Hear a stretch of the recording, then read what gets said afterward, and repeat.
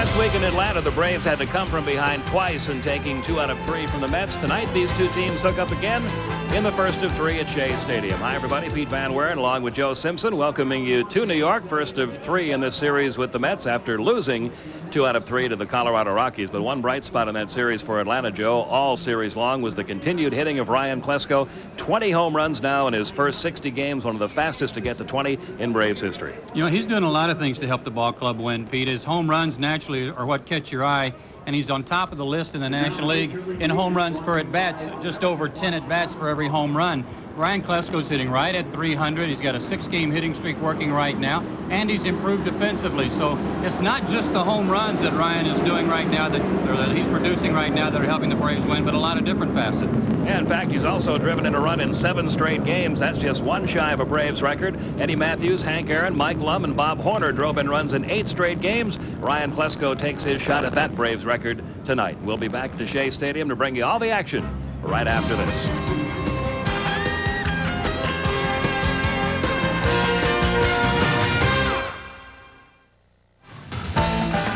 It's a foggy, cool night here at Shea Stadium as we get set for the first of 3 between the Braves and the New York Mets. Here's the Citgo starting lineup for Bobby Cox tonight.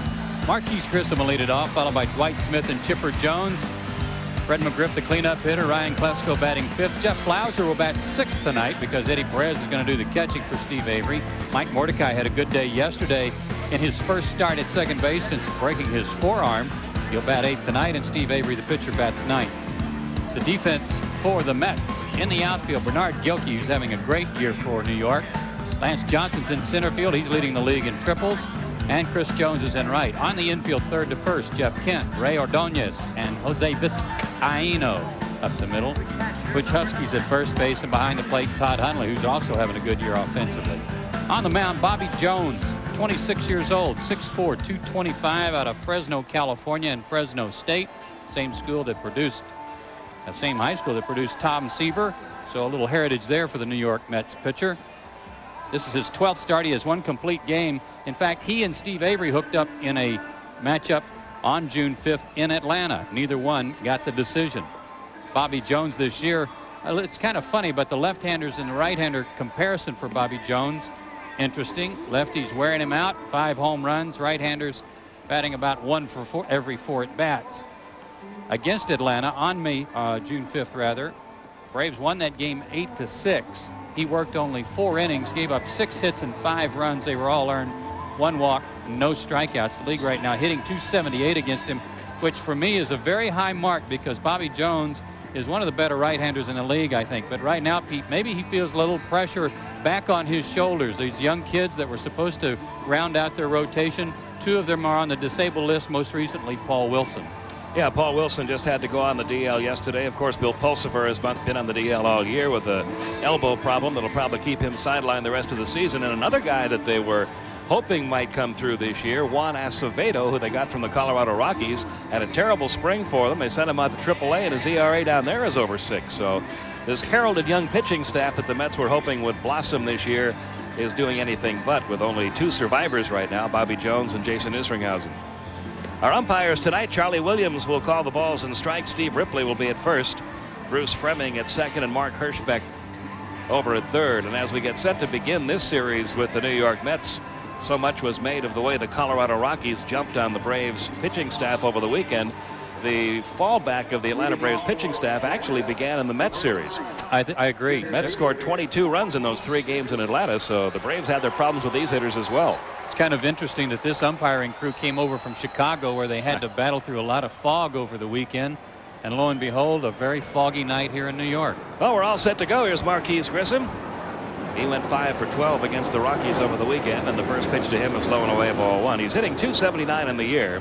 He has 7 home runs, 29 runs driven in. He'll be followed by Dwight Smith and then Chipper Jones. And he hits this one hard. Nice backhanded grab by Vizcaino. One hopper to first, gets Grissom. Great play to start the game by Jose Vizcaino. Took a base hit away from Marquise Grissom, 1 down. Well, you better be loose when the game starts, and looks like Jose Vizcaino was ready. Outstanding play to rob Marquise of a base hit, and it's good for Bobby Jones that he did just that, because this starting lineup for Atlanta against Jones career-wise, a .343 mark with 9 homers. Yeah, almost everybody in the lineup has at one point homered off of Bobby Jones, including Dwight Smith, who takes a strike. He's 4 for 11 lifetime against Jones with a home run. Grissom has homered once against Jones. Chipper Jones has 1 homer against him. Fred McGriff 2. Ryan Klesko 2. Jeff Blauser 2. So a lot of home runs in the starting lineup against Bobby Jones. 1-1 the count on Dwight Smith. 213 for the year with a homer and 7 RBIs. He was complaining last night that he just hasn't been able to get a real comfortable swing going yet this year. 1-2 the count. I think it's possible that he's maybe trying a little bit too hard. He knows that there's the opportunity to play in perhaps a platoon situation on a consistent basis with David Justice out. 1-2 pitch, breaking ball is hit high in the air, shallow center field. Vizcaíno back, Lance Johnson coming on. Johnson there for the catch. He doesn't miss many. He's got a glove about as big as any you'll see an outfielder wear. And there are 2 men out. Number 10. A great pickup for the Mets coming over from the White Sox. Looks like he should be on a highlight court. 2 down. Here's Chipper Jones hitting .307, 10 homers, and 42 runs driven in. Bobby Jones trying for a 1-2-3. We got all sorts of Joneses out there tonight. We've got Bobby pitching. We've got Chris in right. We've got Chipper hitting.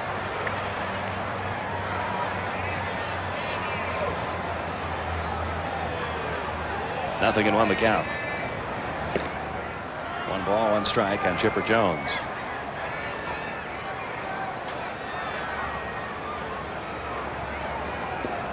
I always like to watch Ryan Klesko take batting practice, Pete. And it was obvious tonight the ball wasn't carrying very well because of the heavy air. Then Chipper got in right behind him. Ryan was barely able to get any over the fence, and Ryan hits one off that blue panel that's to the side of the scoreboard out behind the Mets bullpen. Well, we won't get a chance to see that swing during this at bat. Down to first with a 2-out walk goes Chipper Jones. Usually in this ballpark, when you get these kind of conditions, the ball will carry pretty well right down the lines. But get it out there from bullpen to bullpen, you're not going to get much carry at all tonight. A little bit of a breeze blowing in fact, from center field is not going to help either. Now Fred McGriff, who's up to the number 2 spot in the league and hitting at .347, 15 homers, 54 RBIs. He trails Mike Piazza by just 9 points in the National League batting race.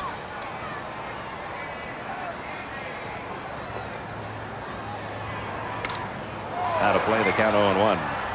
And something Fred's been doing that has driven his average up, Pete, is the ability to and willingness to go to the opposite field. Teams are trying to pitch him away, a lot of breaking stuff outside, trying to come back over the outside corner, and Fred's right on that stuff and hitting it to left field. 2 men out. Chipper Jones at first.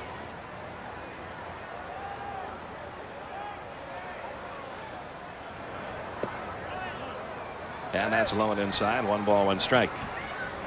Bobby Jones could use a good start. I told you about the rough one he had against Atlanta.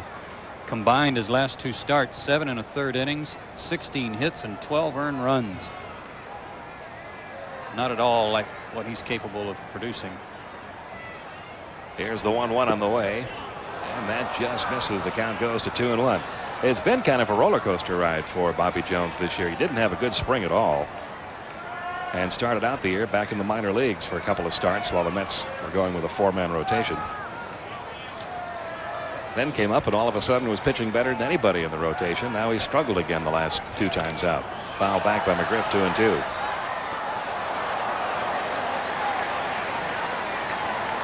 '91 College Pitcher of the Year. He was a finalist for the Golden Spikes Award out of Fresno State, and was a sandwich pick for compensation for losing a free agent when the Mets got him in between the first and second round in '91.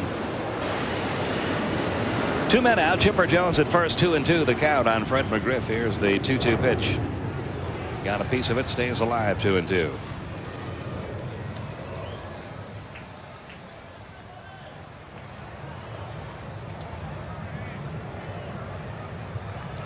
Braves 18 games over 500, going for their 40th win of the year tonight. They're 5.5 games up on Montreal. The Mets still in last place in the East, 13 games out, 2 behind 4th place Philadelphia.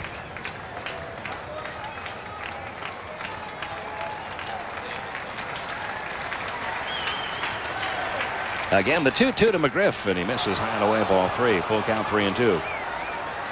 Fred right up there at the top of the league in terms of hitting on the road. Jose Vizcaino of the Mets doing a good job too, but 411.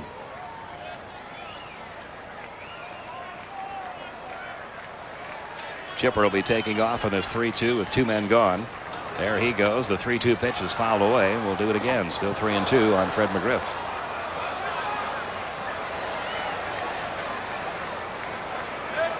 You know, I think most of the time, Pete, when you think of Fred McGriff, you think, well, if he's hitting 280 for you with his power, that's a bonus. And he's hitting almost 350. It's a little different this year when you look at some of the home run leaders in both leagues. A lot of times home run leaders have those 270, 280 type batting averages because they're free swingers who strike out a lot. But this year you've got guys like Jeff Bagwell up there with Fred McGriff hitting for a very high average, in addition to hitting the ball out of the park. High in the air, down the line and left. Let's see if Gilkey will have a play. Crosses into foul territory, and a fan interfered there, and the out call is going to be made by Mark Hirschbeck. I think it's a good call. And that's out number 3 here in the top half of the first inning. Quite obviously, that fan interfered with the attempted catch by Gilkey. He had plenty of room. You'll see it again here as we go out with no score after a half inning.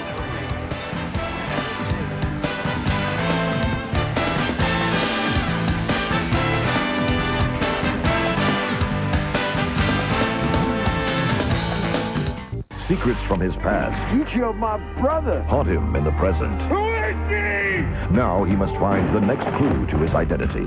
I told you you'd end up in this here tree. Next time on The Lazarus Man. Tonight at 10 on TNT. This summer, the world is coming to Atlanta, but along with the Olympians comes the threat of terrorism. The Olympics will have the largest security force in history, but is it enough? The challenge of guarding the games. CNN presents Sunday, June 16th. Here's how Dallas Green's lineup reads tonight for the Mets. Lance Johnson will lead it off, then Jose Vizcaino and Bernard Gilkey here in the first inning. Jeff Kent, Todd Hundley, and Chris Jones in the middle of the lineup. Bottom third has Husky, Ordonez, and Bobby Jones. For the Braves in the outfield, Plesko, Grissom, and Smith. Mike Mordecai gets a start at second, and Eddie Perez is behind the plate for Steve Avery tonight.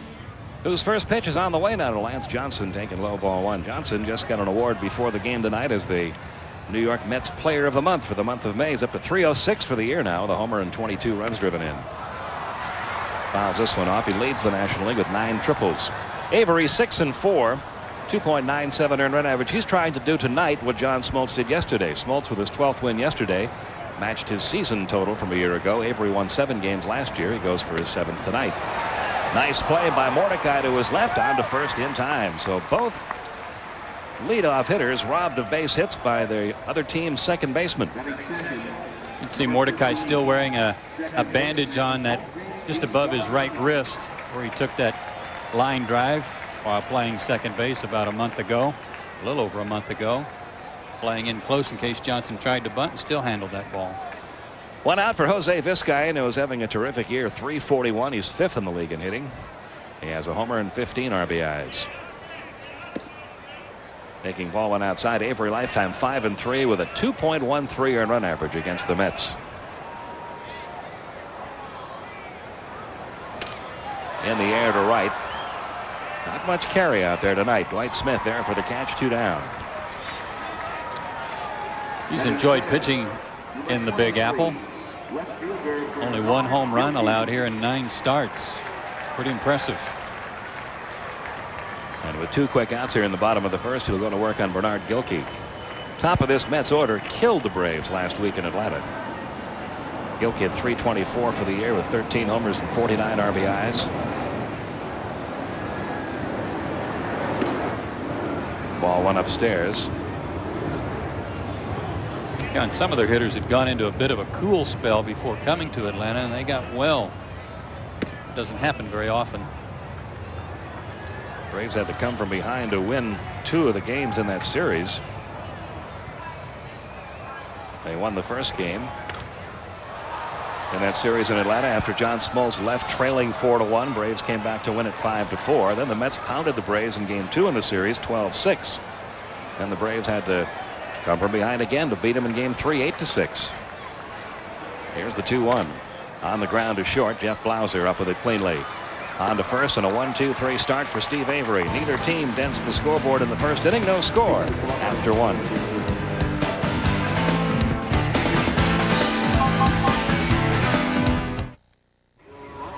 No score as we go to the second inning here at Shea Stadium. And a reminder that this telecast is authorized under broadcasting rights granted by the Atlanta National League Baseball Club and is intended solely for the entertainment of our audience. Any publication, rebroadcast, retransmission of the pictures or descriptions of this game without the express written consent of the Atlanta National League Baseball Club is prohibited. Well, here's the hot hitter for the Braves, Ryan Klesko, leading off the second. Right at 320 home runs, 47 RBIs, tied with Sammy Sosa for second in the league in homers. Henry Rodriguez is one ahead of him with 21. His 47 RBIs in the top 10 in the league now. He's ninth in that category. And the count 2-0. And we told you at the outset of the broadcast, 20 home runs in 60 games. Only the second time that an Atlanta Brave has reached 20 home runs after 60 games. Hank Aaron did it in 1966. Dale Murphy hit 19 in 60 games in 82. Fred McGriff hit 18 in 60 and 94. Aaron did that twice and Murphy did that twice. But only Klesko and the Hammer with 20 after their first 60 games. Pretty good company. Pretty good company. 2-2. Ryan leads the team in strikeouts. He's fanned 55 times, but he's also drawn 27 walks. By comparison, Fred McGriff, 48 strikeouts, 24 walks. Here's the 2-2 on the way, and he takes it just off the inside corner. 3-2 the count. He's pitching Ryan just like he pitched Fred. Some off-speed stuff away, and then tried to run a ball in on his hands when he got ahead in the count. Here's the 3-2 delivery. Got a piece of it. Stays alive. 3-2. The other mark we told you about, RBIs in 7 straight games, one shy of the Atlanta record. Eddie Matthews, Hank Aaron, Mike Lum, and Bob Horner had RBIs in 8 straight. Not a bad first half for Mr. Klesko. No, sir.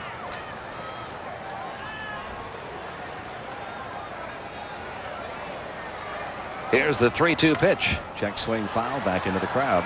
Still 3-2. Skip was saying yesterday, Pete, what a difficult job Bobby Cox is going to have selecting the all-star reserves after the fans vote for the starters, and a lot of difficulty selecting some of his own guys because he could load up with them. Well, I think he should. You've got the defending world champion. They're in first place right now and hope to be at the all-star break. Looks like Fred McGriff's going to win the balloting at his position at first base. He has a comfortable lead. Here's the 3-2 pitch. Just off the inside corner. Klesko draws a leadoff walk. But Ryan Klesko certainly worthy of consideration. Chipper Jones you have to consider, hitting over 300. Up near the top 10 in RBIs. And then, of course, Javi Lopez another. And then, of course, the pitching staff. Smoltz obviously is going to go. Yeah. Maybe one, maybe two more. Blauser up to 234. 9 homers and 26 RBIs. This bat came to life the last 2 games in the Colorado series. Hits that one sharply by Kent into left field. Base hit. Klesko with a big turn. He'll hold it second. Runners at first and second. Stay hot, Jeff. He's enjoying this, and he should. It's been such a long dry spell for him. Sitting 308 over his last 10 ball games before that base hit.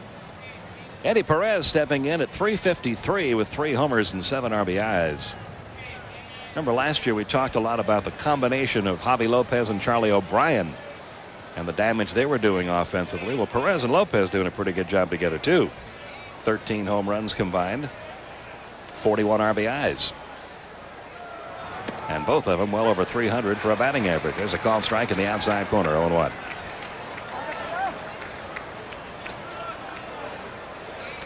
And the more starts Eddie gets, the more curveballs he sees. Word does get around. Yes, it does.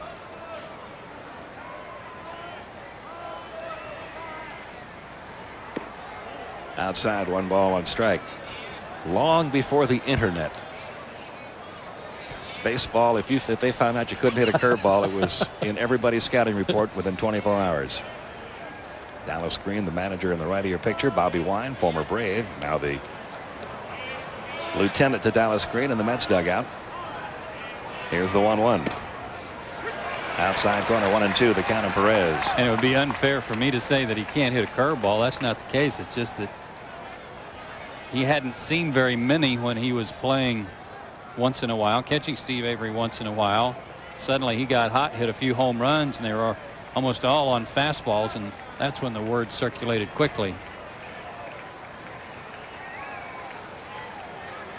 Nobody out, runners first and second, the 1-2 on the way. Slowly towards second. Vizcaíno gets the out at second on to first, and they're able to turn the double play. Rey Ordóñez, who is compared early in his career to a young Ozzie Smith, shows you why right there. Did he turn that in a hurry? The young Cuban showed you exactly what people have been saying about him. Watch, he makes the catch and throws in the air as he came across the bag. That was Ozzie Smith-like. Otherwise, it's first and third and one out, and a great scoring opportunity. Outstanding play by a young man who was on the Cuban national team playing in the World Games in Buffalo in '93 and defected from the Cuban team while they were in Buffalo, was selected by the Mets in a lottery pick. And what a pick that turned out to be for them. Now Mike Mordecai with a runner at third and 2 outs. Had 3 hits and 6 at-bats in the Colorado series, now at .250 for the year. Little surprise there. Nothing in 1 the count. Not a bad idea. Jeff Kent comes in about 6 steps in on the grass, almost like a follow through, but he was so far behind the bag there's no way he would have thrown Mike Mordecai out if that ball had stayed in fair territory. And now by drawing Kent in, he's got a little more hitting room on the left side of the infield to take advantage of. Here's the 0-1. Breaking ball stays high. 1 ball, 1 strike. 2 men out, a runner third, no score here in the top half of the second.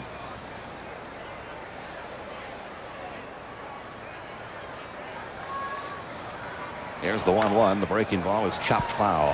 Down past third base coach Jimmy Williams. 1-2 the count.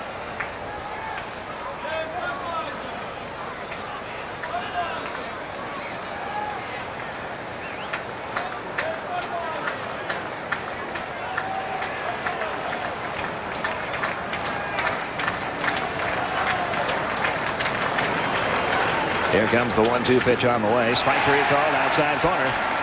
Mordecai caught looking. First strikeout for Bobby Jones, but the hero of the inning is the shortstop, Rey Ordóñez, who turned a terrific double play, and we're still scoreless after 1.5.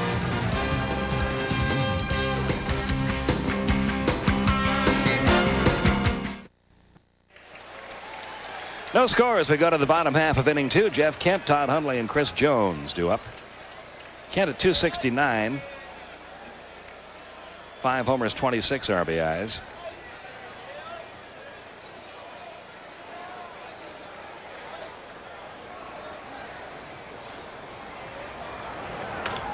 Fouls the first pitch off to the right, 0-1.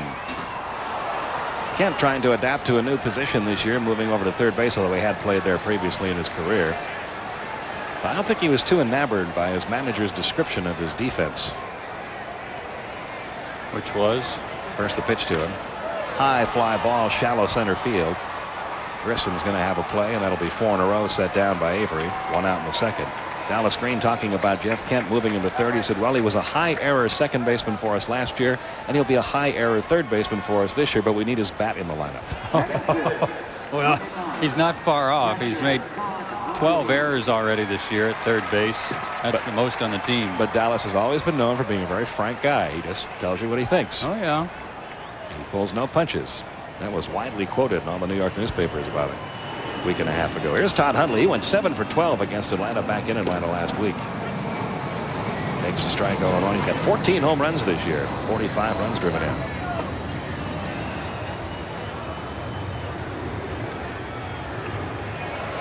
Not too many at-bats right-handed, however. Only 12 for 48, a .250 average against lefties. In fact, the Mets as a team 3-9 against left-handed starters. Now the 1-1 on the way to Todd Hundley. Up the middle, that's going to get through. Base hit, first base runner of the night for New York.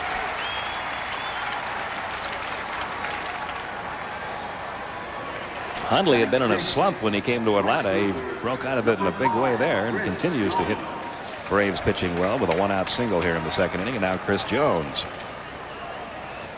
.258, 3 homers, 10 RBIs. Getting a few more starts of late for the Mets. He had normally been a utility guy, mostly used for pinch hitting or in double switches, but he's gotten a few starts lately. Hit a home run in Atlanta on the 3rd of June against John Smoltz. In the air off the end of the bat to shallow right. Dwight Smith is there. Back to first. Huntley, 2 down. And now Butch Husky, who had that great spring for the New York Mets, hitting 11 home runs in spring training. And as soon as the bell rang, as so often happens when you have a spring like that, he couldn't buy a base hit. But lately, it's starting to come back. 5 for his last 13. He's got his batting average back up to .255. He has 2 home runs in his last 13 at bats. Up to 5 homers on the year now. Confidence is a marvelous thing, especially when you get a little bit of it from your manager, and that's what's happened lately. Rico Brogna's still suffering that shoulder problem. Got a couple of at-bats yesterday, but they've been splitting time between Pettagini and Husky, and Husky's the guy that's been swinging the bat the best. 1 ball, no strikes. Of those 11 home runs he hit in spring training, 2 of them came against Greg Maddux. 2-0 the count. 2 men out. Hundley at first, no score. We're in the bottom half of inning 2. Greg will pitch here on Wednesday night in the final game of the trip.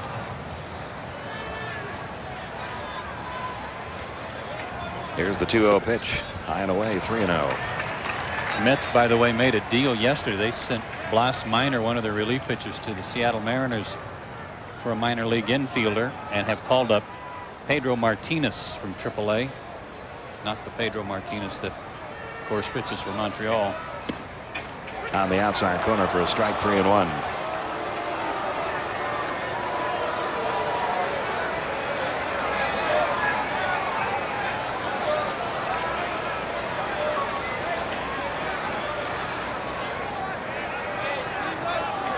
Husky not too sure about that last pitch. 3-1 pitch on the way off the end of the bat. Shallow right again. Longer run this time for Dwight Smith. Diving try. Can't get to it. Heading for third. Todd Hundley. They're going to hold him up now at third. He almost ran through it because Mike Cubbage applied a late stop sign. He was waving him initially. And then when Smith came up with the ball finally, he applied the brakes, and Hundley almost was past him. Runners at second and third. Dwight Smith did the right thing here with 2 outs. You try to make sure, or you try to make the play to get the out to get you out of the inning, but when he couldn't catch it, he had to block it. And here you see Cubbage with the late stop sign. Hundley had to scamper back. Mike Cubbage wasn't very far down the line either, Pete. Most of the time you'll see Jimmy Williams about 2/3 the way to home plate, so the runners can see him easily. Well, now they will not pitch to Ray Ordonez. They'll intentionally walk him. He's a .292 hitter. With first base open, they'll walk him and pitch instead to the pitcher, Bobby Jones. Well, there might be more than just the fact that he's the pitcher on deck, too. Bobby Jones 0 for 22 this year. Hopefully Steve can make it 0 for 23. Ordonez down to first with the intentional pass. He has walked 11 times this year, and 6 of them have been intentional. That shows you what happens when you're hitting in that number 8 spot in the order. Well, they're loaded now with 2 outs. Ordonez at first, Husky at second, Hundley at third. And here is Bobby Jones, 0 for 22. 8 strikeouts in those 22 at bats. Ball 1 low.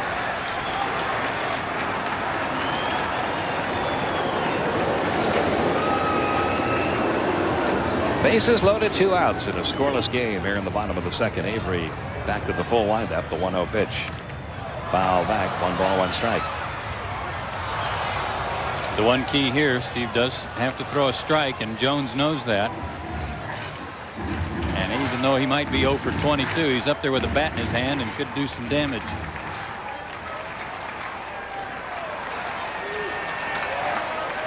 That was very nearly a balk. Steve flinched a little bit like he was about to go into his windup. Good thing he stepped back with his left foot. Now he's ready for the 1-1. Little tap down the third baseline foul. A ball and 2 strikes on Bobby Jones.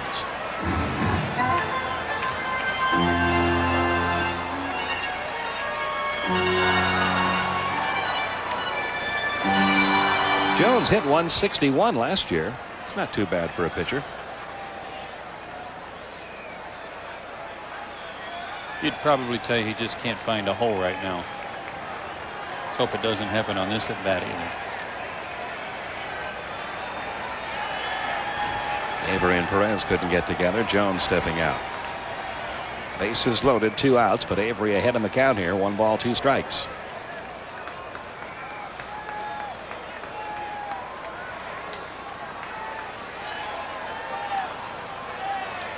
Now the 1-2 on the way. Got him on the outside corner, and Jones knew it. Good pitch from Steve Avery. He records his first strikeout. And the Mets leave him loaded in the bottom of the second. No score as we head toward the third.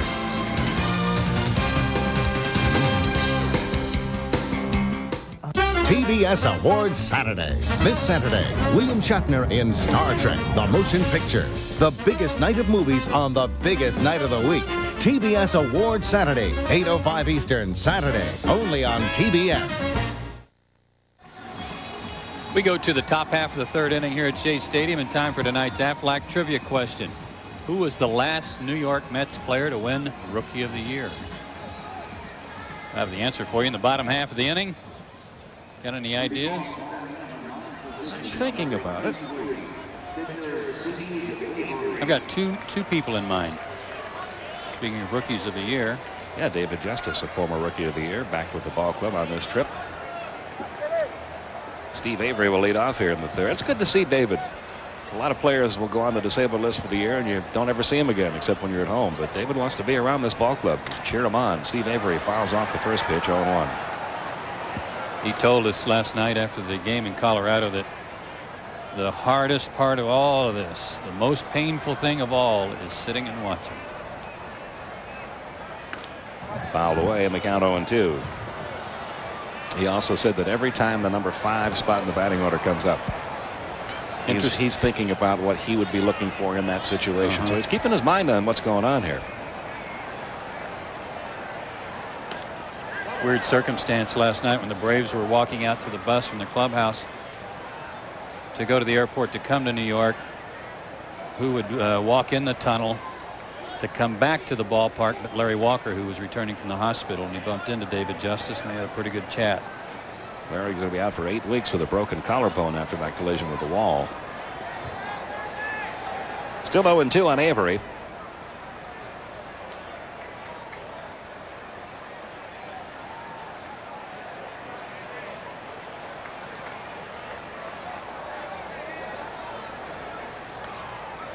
Foul back. It remains 0-2. Steve's a tough out with a right-handed pitcher out there. 7 RBIs this year and hitting over 200.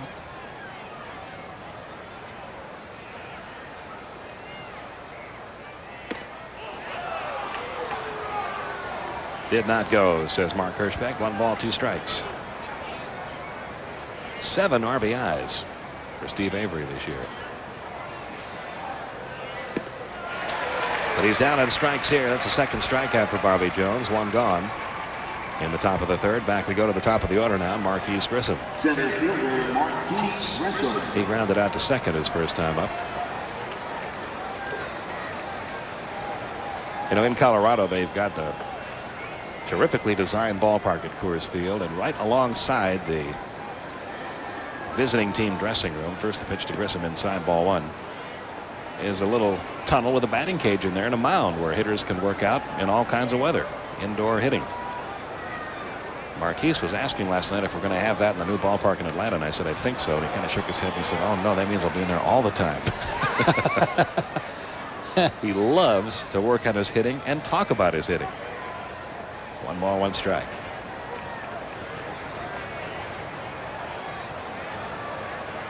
Clarence Jones has said before that he's one of those guys you have to hold back a little Once bit. in a while. Pops this one foul, back out of play, 1-2. Remember when Marquise got into a slump late last year? The recommendation was don't take any batting practice for about 3 days. And for a guy like Marquise, that's like being punished and sent to his room. Yep. But it helped him. Look at that postseason batting streak he put together. Here's the 1-2. Down low, 2-2. But like anything else, you can overdo it if you. Yeah, but I was of the same mindset that Marquise is, that I'm not going to get better. I'm not going to get out of the slump unless I start finding a rhythm at the plate and get comfortable again. Fouled off, still 2-2. I can understand that. I can understand why he would want to spend more time working out his problems, thinking that if he's not trying to improve, then he's only going to get worse. And unfortunately for him, or fortunately for him, he had somebody like Clarence Jones convince him that he needed a little rest. 2 balls, 2 strikes, 1 man out in a scoreless game. We're in the top of the 3rd. Here's the 2-2 from Jones. There's a base hit to left field for Marquise Grissom. Hit number 2. Given up by Jones. You know who he reminds me of a little bit, Pete, is Terry Pendleton. In their professional way they go about their business. Terry may have been a little bit more verbal about some of his urgings to his teammates than Marquise, but both work very hard at their game to improve every day. Grissom at first. The batter will be Dwight Smith. Marquise 11 out of 15 in base stealing. See if he tries to go here against Jones. Jones thinks he might be. Smith flied to center his first time up.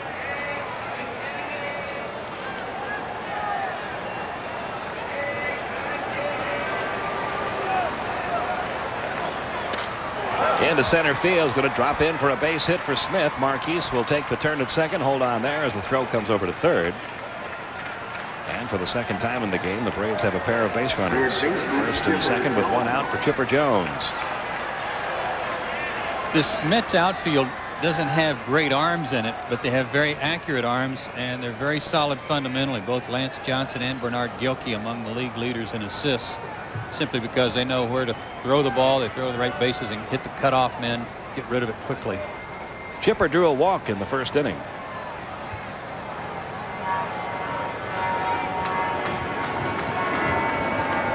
See him take a little glance toward the left side of the infield. Kind of cut his eyes. Ball 1 the count. It's almost like he saw this big gap over there on the left side of the diamond and maybe thought about taking a shot over there, because Ordonez is cheating way up the middle for the potential double play, and Vizcaíno maybe a little bit more toward the hole on the right side. Hundley May got crossed up on that last pitch with the runner at second, so he and Bobby Jones have a little conference. Chipper Jones kind of put on the spot yesterday. A couple of writers were asking him if he expected to be picked to the All-Star team. Well, when your own manager is the guy doing the picking, you have to be careful what you say there. Yeah. Chipper said, of course I'd love to be on the All-Star team. That's part of gaining respect in the major leagues, but the whole choice is Bobby's. Here's the 1-0 pitch. Ground ball might be 2. Vizcaíno bobbles it, now gets it to Ordonez. He can't turn this one. And the usually sure-handed Jose Vizcaíno-Ray Ordonez combination only comes up with 1 out. And it'll bring Fred McGriff up with runners at first and third. And you know what, Pete? I'm not sure Ordonez had control of this ball when he was on the base either. But watch here. No, he was taking it out. Good call by Steve Ripley. But it certainly cost them a double play. And it brings up a hot hitter in Fred McGriff, who fouled out to the left fielder Gilkey on a play where a fan was called for interference, leaning over the railing back in the first inning. Now first and third, 2 outs.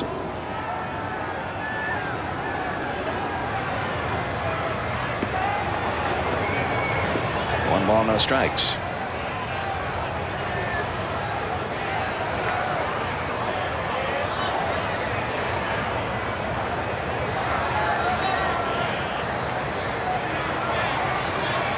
One-0 pitch. Breaking ball drops in for a strike. 1 ball, 1 strike. With the year Fred McGriff having already MVP talk starting. You see what he and Chipper Jones have done in that 3 and 4 spot in the order. Some of that clutch 2-out hitting. Here comes the 1-1. That was tying away too. I thought Fred handled that very well too. And he was asked about his chances to be MVP this year. He said, well, I've won a World Series and I've been the MVP in an All-Star game. It would certainly be the final jewel in the crown of my career, but it's not going to be something I think about at all.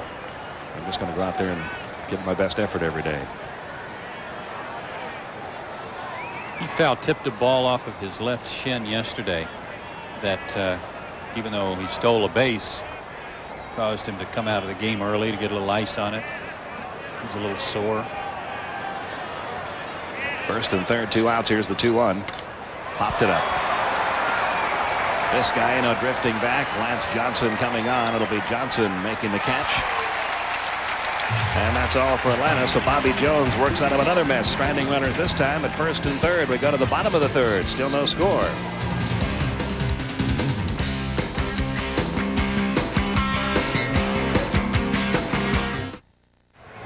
Steve Avery's first pitch to Lance Johnson, leading off the third. A strike at the knees, 0-1. We'll give you the answer to our Aflac trivia question in this half inning. Johnson 0 for 1. Avery's pitch to him is low. 1 ball, 1 strike.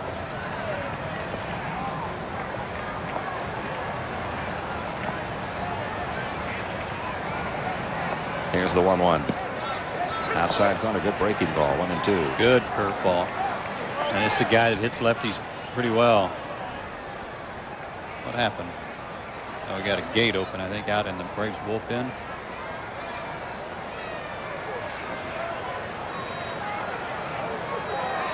Thank you, Mark. Mark Wohlers has been known to be a closer.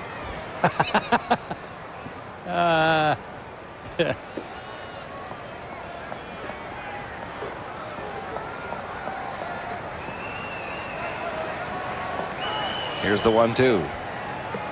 2-2.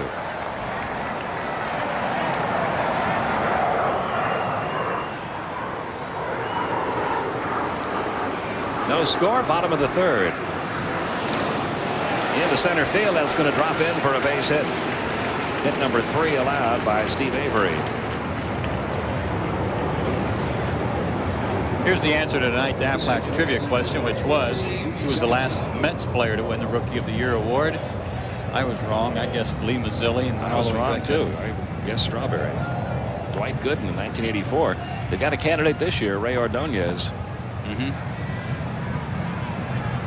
In fact, the great debate rages here in New York. Who's the better rookie shortstop, Ordonez with the Yankees or Jeter with the Yankees or Ordonez with the Mets? Bunt by Vizcaino is a good one. It's going to be a tough out. And Chipper Jones trips over his own man. He and Avery got tangled up. And runners are at first and second. That was a perfect bunt by Vizcaino. Yeah, I don't think it mattered which one of the guys picked it up. I don't think they were going to throw him out. Too close to the line and too far for either one of them to go and make a good play. Steve was going to have to pick it up and stop and plant and throw back to first. Would have been very difficult for Chipper to get him as well. Goes as a bunt single for Vizcaino, the 4th hit by the Mets off Avery, and now Bernard Gilkey. And you got to be careful about this guy. He's got home run power, but he can also bunt. Chipper Jones doesn't think he's going to be bunting here. First pitch is low. 1 ball, no strikes. He's having a career year RBI wise. 49 already on the season.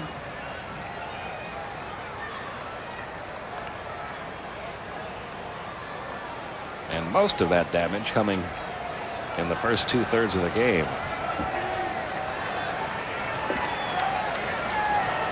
Here's the 1-0 pitch. Popped it up. Foul, out of play. Right side. 1 ball, 1 strike.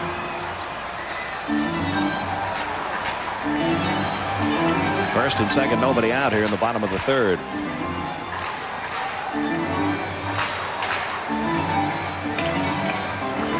You wouldn't expect him to be a guy that's easy to double up because he's got good speed, yet he has grounded into 10 double plays that year.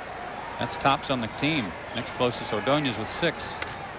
This one popped up and it's going to stay in play. Blauser back, Grissom coming on. Blauser is staying with it all the way. The infield fly rule was called by second base umpire Steve Ripley. And the runners stay put at first and second, 1 out. Pete, I think the outfielders are having a very difficult time picking the ball up and tracking it after it leaves the bat. I was watching Marquise on that play, and he kept looking down at Jeff, almost watching to see where Jeff went so that he could look back up and find the baseball again. And maybe this fog giving them some problems. It looks very clear in your picture there, but it's not. It's very hazy here. Jeff Kent is the batter. There you can see it.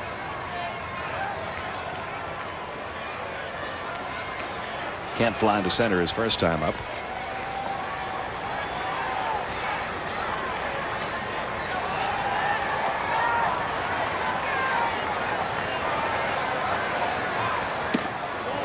One ball, no strikes.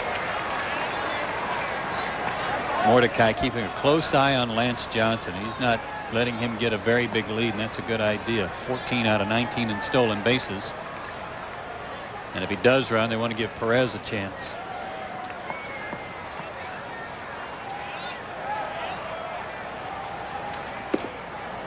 Missing low, the count 2-0. Kent used to be a dead pull hitter. He tried to pull everything. And the infield still more or less plays him that way, but the outfield doesn't any longer. The outfield, look where Klesko is. He's way off the line and left. Yeah, and that does surprise me a little bit because, to me, Pete, he still tries to pull quite a bit, and maybe that's why Mordecai is playing so close to the bag at second. You rarely see him hit the ball to right field. Right back up the middle, base hit center field. That's going to get a run in. Lance Johnson around third. He'll score. Holding at second is Jose Vizcaino. And the Mets are on the board first. It's 1-0. Jeff Kent driving in his 27th run of the year.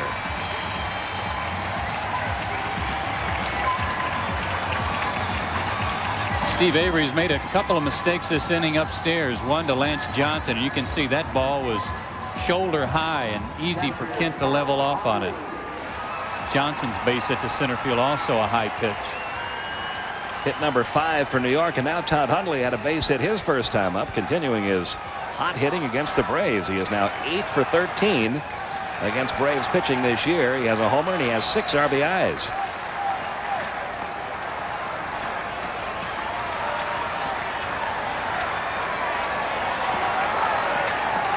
First and second, 1 out, 1 run in. High and deep to left field. He has 2 homers and 9 RBIs against the Braves. 4-0 New York.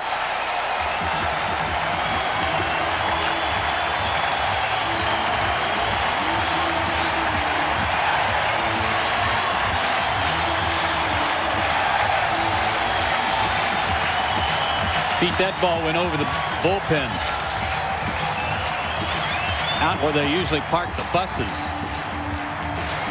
Ryan Klesko never moved on it. It looked like another high pitch.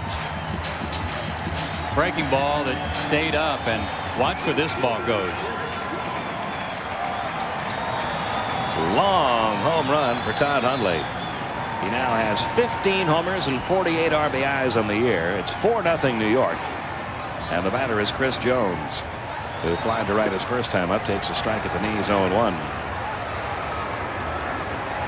Once again, the Mets getting the early jump on the Braves. That's the way it was in all 3 games in Atlanta. 0-2 the count. Bobby Wine telling Todd, that's just the way I used to hit him, young man. Yeah. Bouncing ball to short. Blauser, good play on the short hop on the first in time. That was a nice play. Terrific. Jeff Blauser, 2 down. Well, what a difference some pitches down low in the strike zone make for Steve Avery. Made some good pitches on Chris Jones, and one results in an out. He's only able to pound it into the ground. And watch the tough hop played by Blauser. And he had to charge it.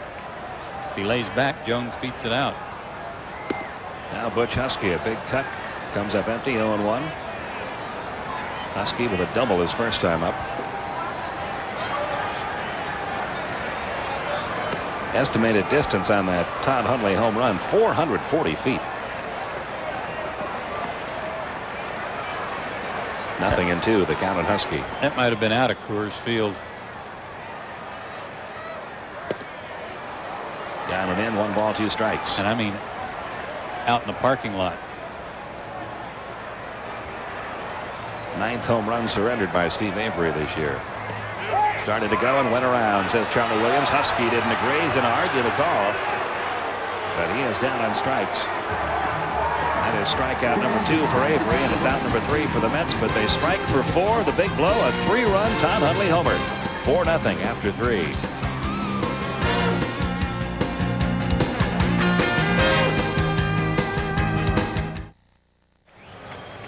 Braves down by 4 as we go to the top of the 4th. Let's take a look at tonight's Rogaine leaderboard. Tonight it's the Major League home run leaders. Albert Bell of Cleveland on top. Back, the top 3 players are from the American League. Ryan Klesko comes in 5th with his 20 home runs. He leads off here in the 4th, Joe. And he singled his first time up, or excuse me, drew a walk his first time up, and swings and fouls that one back.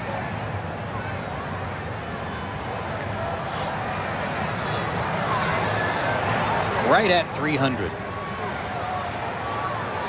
He was left at 3rd in the 2nd inning. 0-2. Pretty good at bat his first time around too, Pete, when he was able to, after falling behind in the count, earn the walk. Well, you had just commented during that at bat about how he's drawn a lot of walks this year, even though he has struck out quite a few times. Bobby Jones now with a 4-run lead, thanks to his catcher, who hit a 3-run homer and an RBI single from Jeff Kent.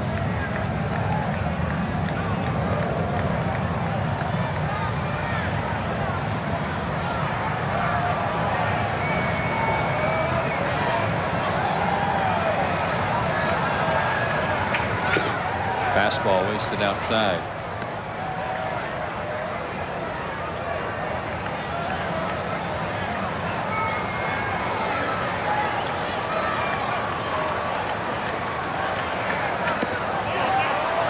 Bobby Jones' numbers right now a lot like they were in the second half last year. He had a better record in the second half. He was 6-4, but his ERA was over 5. First half he was 4-6 with a 3 ERA. Ryan Klesko takes a called third, and that's strikeout number 3 for Jones. You can see Hundley set up low and away. Jones hits the target, gets the call. Yeah, good pitch. Jeff Blauser singled his first time up. Bumped his average just a shade under 240. It's over 240 now. Another hard hit ball by Blauser. He's 2 for 2. He has 8 hits, Joe, in his last 11 at bats. You know what he told me after the game yesterday? He's, of course, the guy that hit the triple that Walker was chasing. You know, he was also the guy that hit the ball to right center in Pittsburgh when Brumfield and Clark collided. Brumfield and Clark collided. Year. So they've been taking out some outfielders. Eddie Perez hit into a 4-6-3 double play his first time up. It's another curveball, and it's high for ball 1.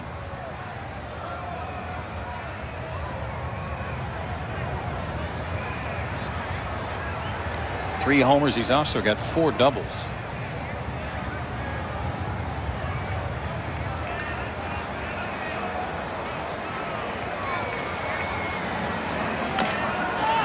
Off the plate, Kent will have to hurry. Perez can't get there in time. 2 down, runner in scoring position for Mike Mordecai. Eddie Perez has been victimized tonight by 2 great throws. One on the double play back in the 2nd inning by Ordonez, and a strong throw here by Jeff Kent, who had to unload in a hurry and get a lot on it. Still got him by a full step. You know, Jeff Kent, for his size, he almost looks like more like a third baseman than a second baseman, doesn't he? Yeah, he does. About 6'2", about 210. And he's got a good arm, as you just saw. Mordecai struck out his first time around.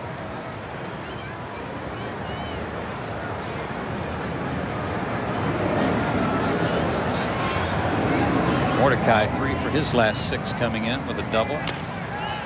Kent to his left has it, and the inning over. Braves strand another runner in scoring position. We've played 3.5. New York on top, 4-0.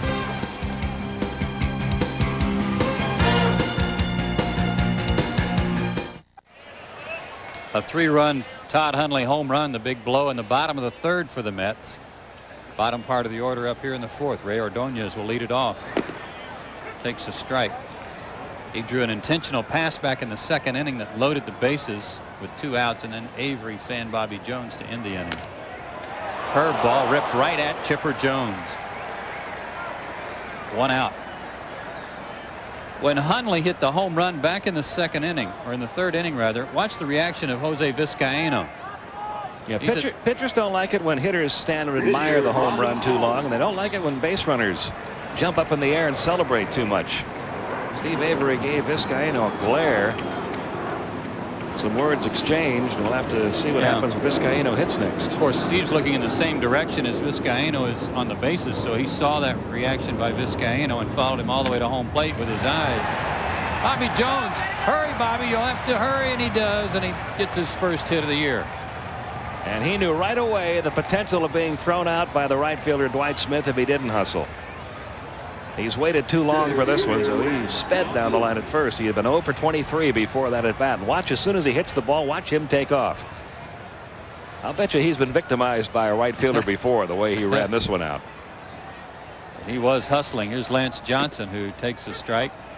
But the last part about the Vizcaino incident was that Avery was yelling at him all the way down the third base line, and after he crossed home plate. Johnson to Jones. Nice diving stop. They'll only get one, and that'll bring Vizcaino to the plate. Two nice plays by Chipper Jones in the inning. He's been playing in on both hitters. Ordonez had a line drive that he snared. Now this ball hit by Lance Johnson. He goes the other way. That might have saved a hit. Vizcaino is flied out, singled. See what happens on this first pitch.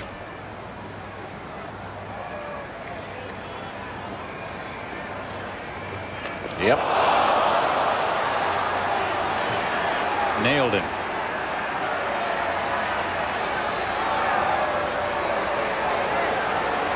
Dallas Green on the way to the mount to home plate along with the trainer.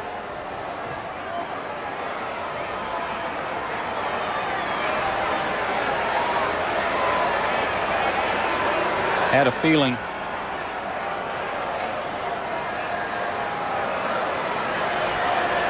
You hit home runs off of people is one thing. Todd Hundley didn't stand and stare at it, but the reaction from Vizcaino was almost like one of winning a ball game, and he is hurt.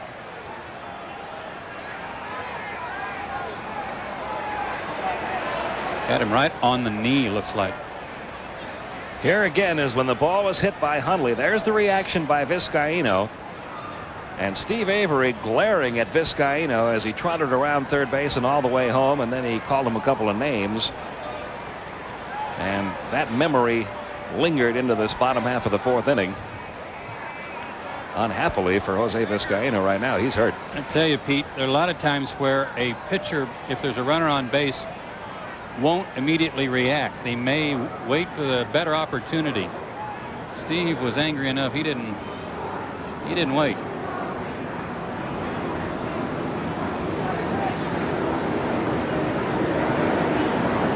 You know, we've had no reaction from the umpires here, which makes me wonder if the umpires noticed any of that exchange between Avery and Vizcaino.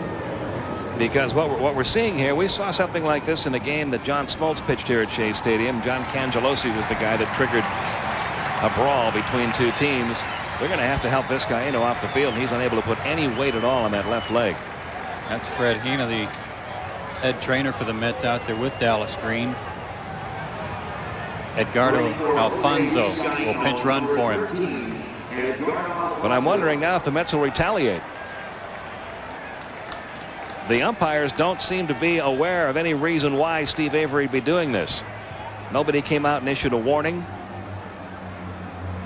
And that pitch, you know, that pitch obviously had a meaning to it. I don't think he meant to hit him necessarily, but he meant to send a message. And we just hope this thing doesn't get out of hand now if the umpires aren't aware of what the reason was for that pitch. First and second, 2 outs for Gilkey. The only person that would have known, Pete, I think, would have been Charlie Williams. But maybe he didn't hear Steve barking at Vizcaino as he crossed the plate. And maybe he didn't know what the reason was for. That gets away from Perez. Gilkey was swinging at the pitch. It'll be 0-2, but over to third goes Lance Johnson. And that might be a wild pitch.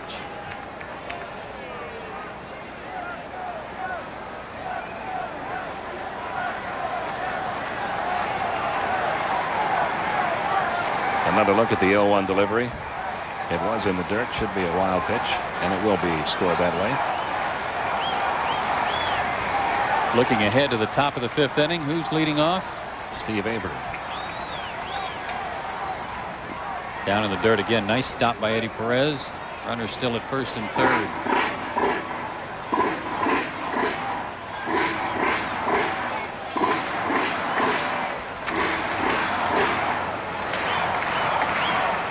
A ball and 2 strikes. 2 on, 2 out. Mets trying to add to their 4-0 lead. 2-2. Action in the Braves bullpen. It's like left-hander Terrell Wade loosening up. And it is.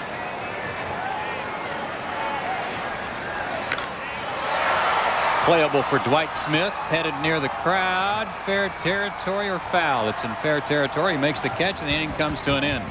No runs, a hit, 2 left. We go to the top of the 5th. Let's see what happens. Avery will lead off.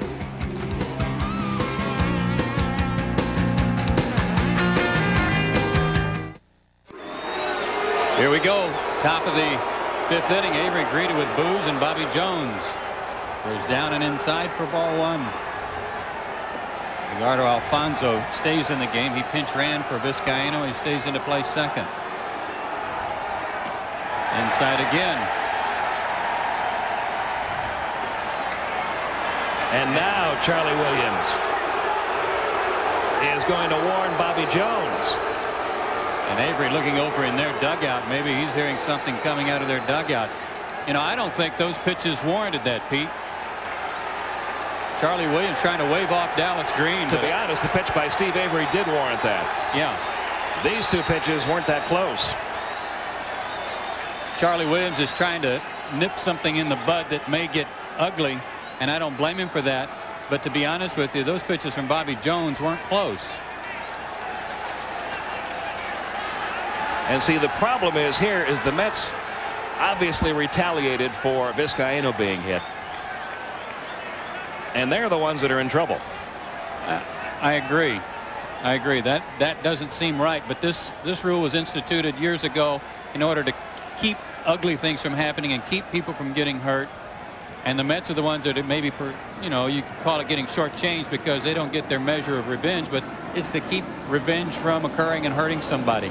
Now then, if you go back and look at those first 2 pitches, I don't know what Bobby Jones' intentions were, but they certainly weren't very close. And now Dallas Green yelling at Steve Avery. He's yelling something to Steve Avery. And look out. The benches have people on their feet in both dugouts. And here we go.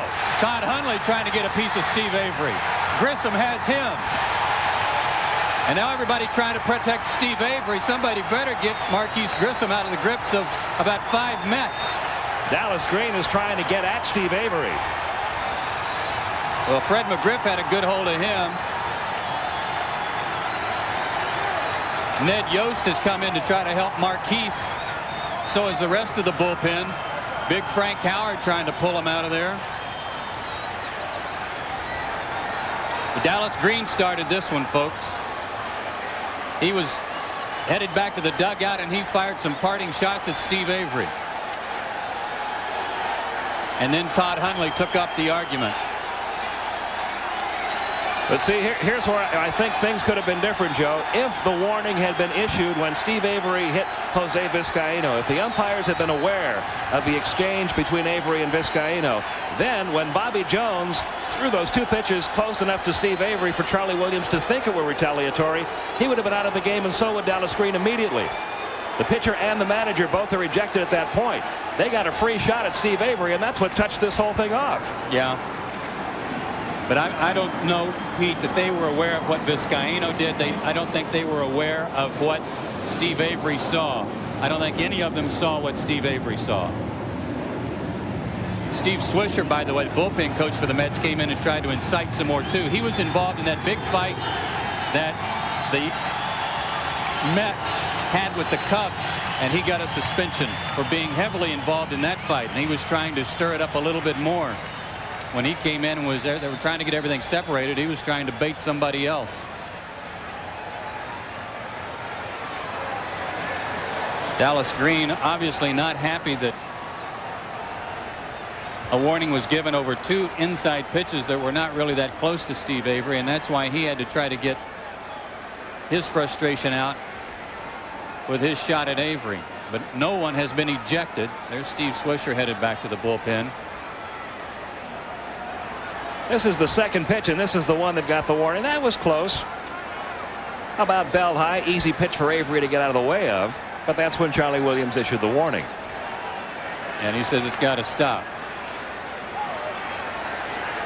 And give Charlie Williams credit for that. Oh, yeah. I still think that they were just inside. He wasn't knocking him down or anything like that.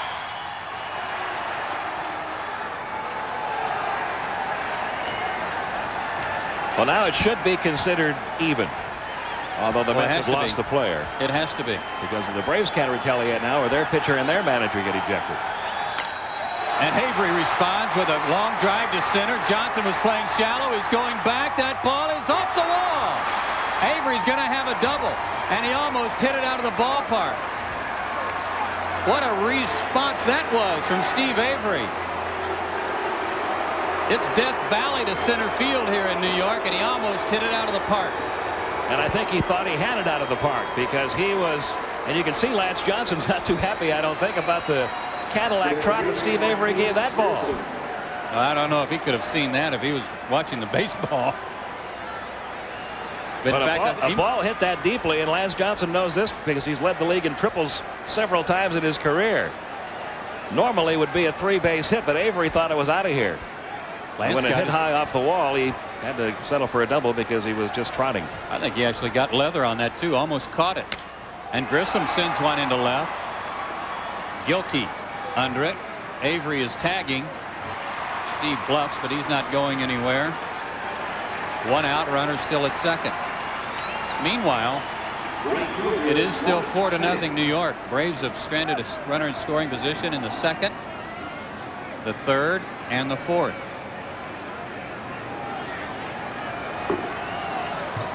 First of a 3-game series between these two, huh?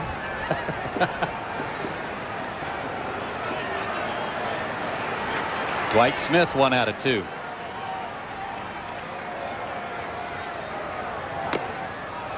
I tell you, watching the benches empty, Pete, I really think that if Marquise Grissom hadn't gotten up there quickly to get a good grip on Todd Hundley, it would have gotten real bad.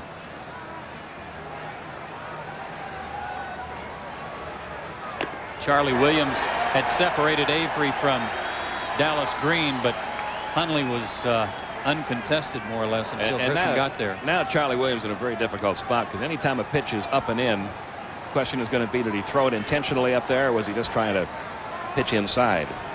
That's a tough judgment call for an umpire. 2-1 to Dwight Smith. Don't forget the Mets have still lost Jose Vizcaíno. Maybe for some time. It looked like a pretty bad bruise at least.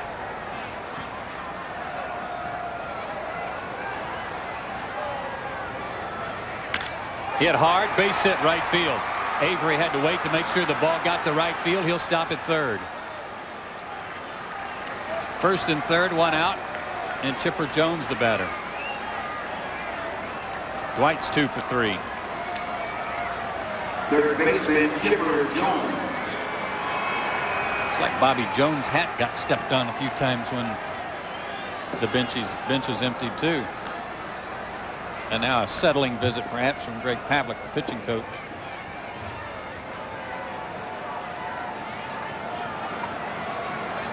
You know, Jones's adrenaline was fired up when he got out there, Pete. And this may just be a reminder, don't get away from your game plan just because of the warning. If the situation calls for a pitch inside, you still got to go inside.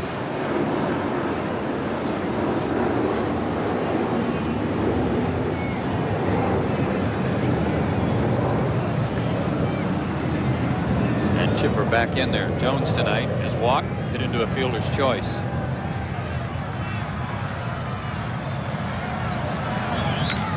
And He jumps on the first pitch, but pops it up. Should be easy for Ordonez, and he one-hands it. Well, if the adrenaline's going on Bobby Jones' side, it's also going in the Braves hitter's side. And they're jumping at pitches. Yeah. First baseman, Fred McGriff. Everybody trying to put a little extra in their swing this half inning, and Fred McGriff up there, he's 0 for 2. He's fouled out to Gilkey down the left field line when a fan interfered with the ball. He's also popped up to Lance Johnson in center.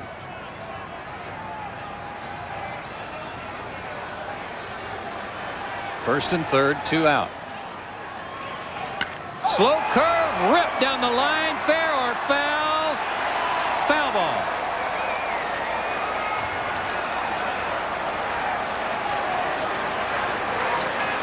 Jones started him with breaking balls each of his first 2 at bats. Fred was sitting on one, and he got one in his eyes. But about 4 feet foul. Ball was crushed.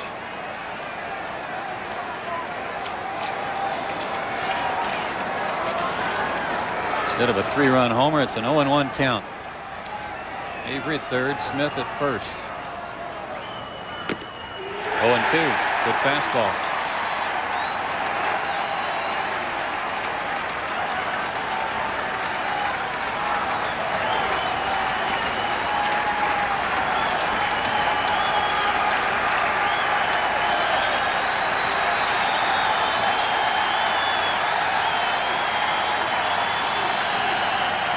The 0-2. Wasted outside. Braves have already left 5 men on base in the first 4 innings. 2 more runners out there now. They have missed some scoring opportunities early on against Jones. Fred 8 for 24 lifetime against Jones, coming in with 2 homers. And now Jones wants to talk to Hundley.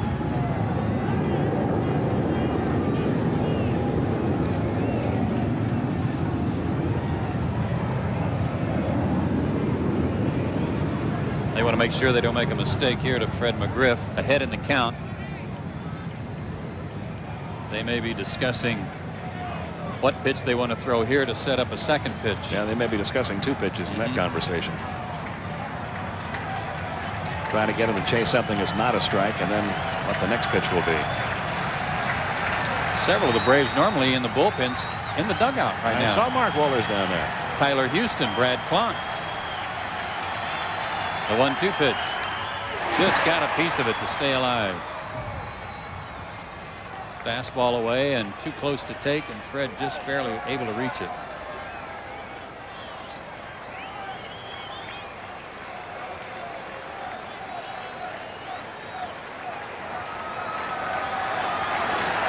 A ball and 2 strikes. Avery at third. Wright Smith at first.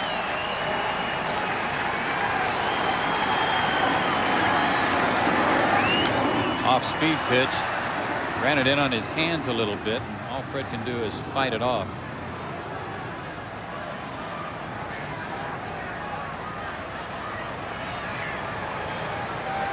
We've already had a wrestling match in this inning. Look at the advertising sign behind home plate.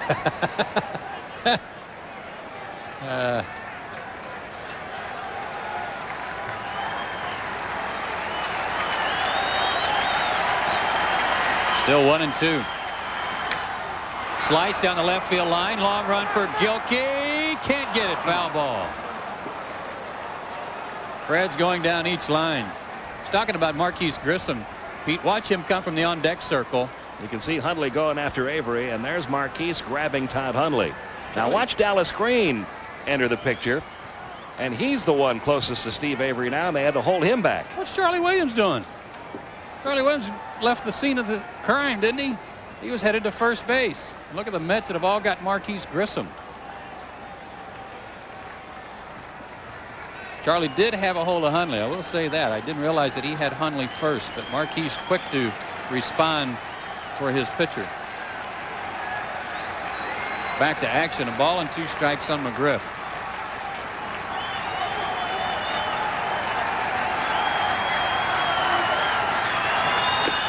Two and 2.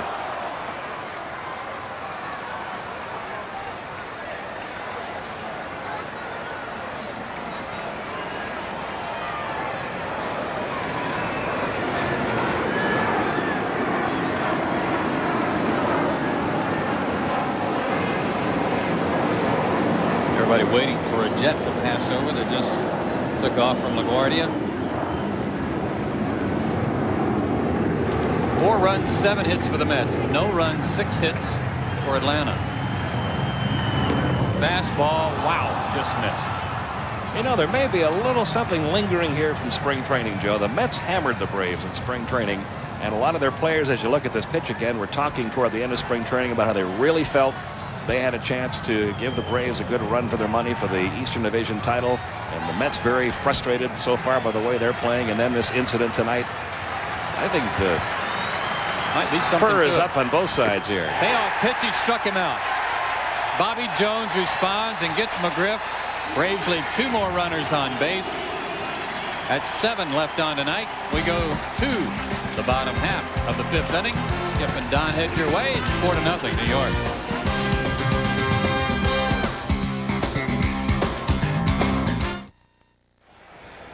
Bottom of the 5th inning. Skip Carey, Don Sutton with you. The Mets lead at 4-0. Well, I guess we have. Was that the main event or the preliminary we watched? If that was the main event, we won our money back. Jeff Kent to lead it up. Yep, the dance has already been held, and everybody's dance card was filled. So Elvis has left the arena, and we can continue to play. First pitch to Kent from Steve Avery is a strike. 0-1. Kent 1 out of 2. He singled and scored a run. Most of the damage done to this point by a booming home run by Todd Hundley. A little outside. 1-1.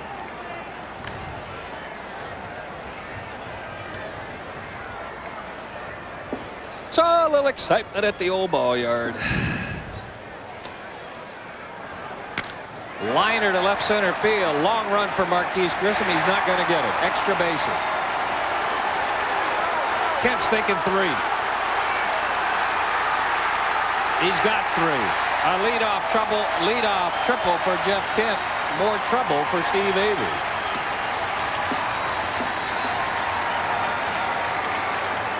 He beat the defense here. The Braves had him played around into right center. This ball's almost straight center field, but look how far Marquise has to go. I'm not sure he picked that ball up right away either. He gets it back in good shape, but Kent makes it to third easily. Braves will have to bring the infield in. When we started this ball game, there wasn't much wind at all here to speak of, but now a little bit of a swirling wind, but at the time he hit it was drifting it a little bit toward left field. Hundley to bat. First pitch, a strike. 0-1. Hundley a perfect 2 for 2, a single, a home run, and 3 more RBIs. He now has 48 for the year.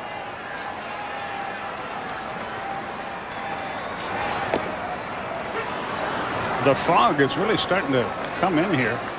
When Bruce Fleming sees that, he's going to go nuts after the day he's had. Oh, he's had a very exciting day, hasn't he? It started in Chicago. He was fogged in. The 0-2 pitch. Chopper toward third. Chipper Jones can't get it. Hundley has his 3rd hit. He's content with a single. His 4th RBI, and it's a 5-0 lead for the Mets. Well, we've said it so often, you got to do it when you're down 4 runs. You have to play the infield in. You have no choice. But when you do, it gives a big edge to the hitter. This is an easy out with the infield back, but the Braves had no choice. Anyway, Fleming was fogged in. Then he had a mechanical, had to go to a different airport, had another mechanical. Got to New York about 6:15, but that was at Newark, so you can imagine what the cab must have been like. Throw to first, but Hundley back easily. Don says he threw out 1 pilot and 2 flight attendants. Yeah, kicked him off, kicked him out of the plane. And no press conference. As we know of. Pitch to Jones is a strike, and it's 0-1.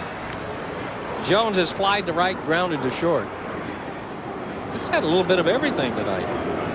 Fantastic defensive play by Ordonez. Oh, that was something to see. Wow, can he pick it? Balecki is throwing in the Braves bullpen. Avery trying to work himself out of another jam.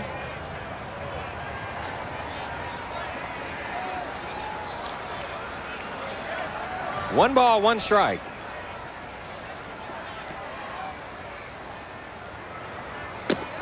Good changeup. 1-2.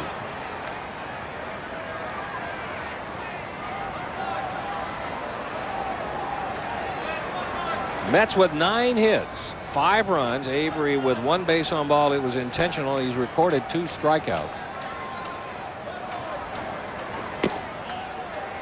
A bit outside, 2-2. You know, Steve cost himself a run on that double. If he runs hard, he's at third base and scores on Grissom's fly to left. Looked like he was sure it was a home run when it left the bat.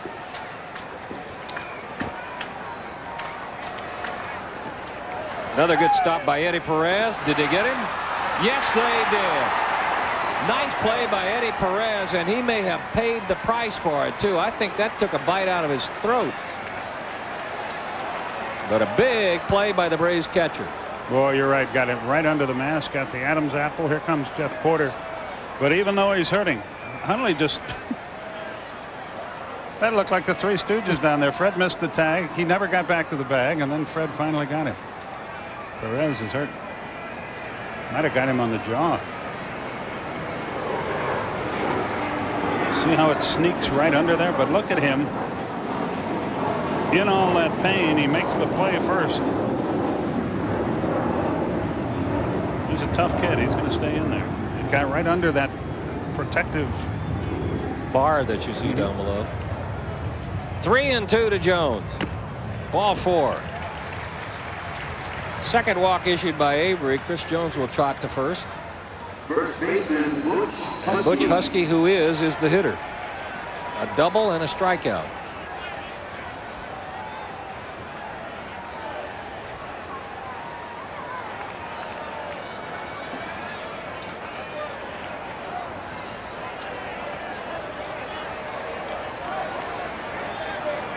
Short lead at first by Jones. First one to Husky down low. 1 ball, no strikes. A multifaceted athlete out of Lawton, Oklahoma. I think his senior year he lettered in 3 sports: basketball, football, and baseball. They wanted him at Oklahoma to play linebacker. High and lazy in the air to right field. White Smith watches it go in and out of the fog, puts it away, 2 gone.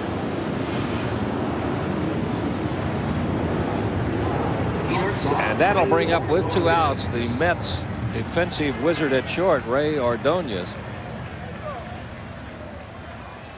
That play at second reminded me of Vizcael.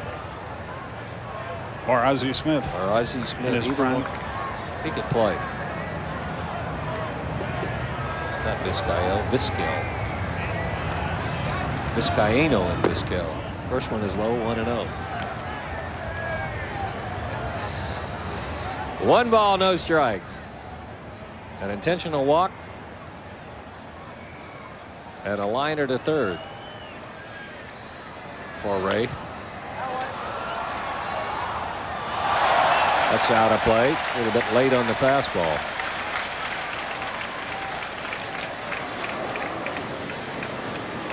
Avery only had 1-2-3 inning. That was in the first. When it looked like these two were going to lock themselves into a pitching duel for the night. Outside. 2-1. But it all came unraveled for Avery in the third inning. A leadoff single by Johnson, a single by Vizcaino. Another single by Kent, plated 1, and then a 3-run homer by Hundley.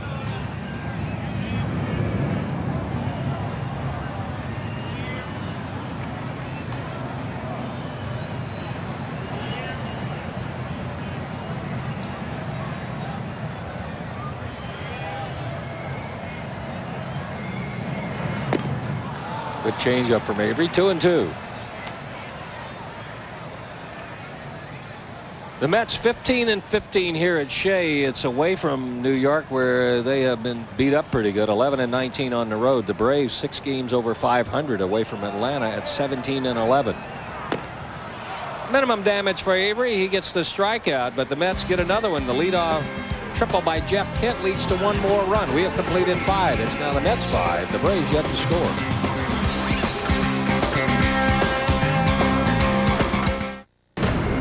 If you pray, he'll laugh.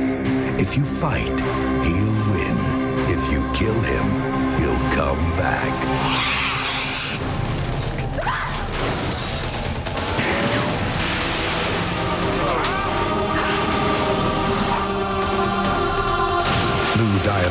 nerves. If someone's dead, they're dead, right? The First Power, 8:05 Eastern, Wednesday, only on TBS. A look at the Bud Light game summary here. The big blow, the home run by Hundley. And by the way, they say that Vizcaíno suffered a bruised knee, and he is undergoing precautionary x-rays. There's your Bud Light game summary, Don. And I'm glad it's only a bruised knee. I can empathize with anybody hit around the knee area. It hurts, takes a long time to recover. Klesko to lead it off. 0 for 1 officially, a walk and a strikeout. He struck out looking. On the ground towards second. Alfonso is there. First one goes easily. 4-3 on the putout, 1 out. And here comes Jeff Blauser, who for the last 10 games is hitting in the 340 neighborhood, including a couple of singles tonight. It has been a tough year for Jeff Blauser up to this point. You know what I wondered, and I'm sure if you ask Jeff, he will tell you, no, it doesn't. But for an everyday ball player, there are 2 parts to this puzzle. First one is outside, 1-0. You got to come in and hit. You got to go play defense. And for Jeff, a little bit of a struggle defensively. You have to wonder if one is overlapping with the other. Inside, 2-0. Last year he couldn't hit a lick and fielded almost flawlessly. Only 15 errors all year. He's 8 of his last 15, by the way, with the stick. Add one more to it. 3 for 3 is Jeff Blauser. 7th hit of the night for the Braves, but in the column where it counts most for Atlanta, they're down 5-0. Here's Eddie Perez. Perez is hitting the ball on the ground tonight. Once to second for a double play, an acrobatic double play by Ordonez. And then grounded to third in the 4th inning.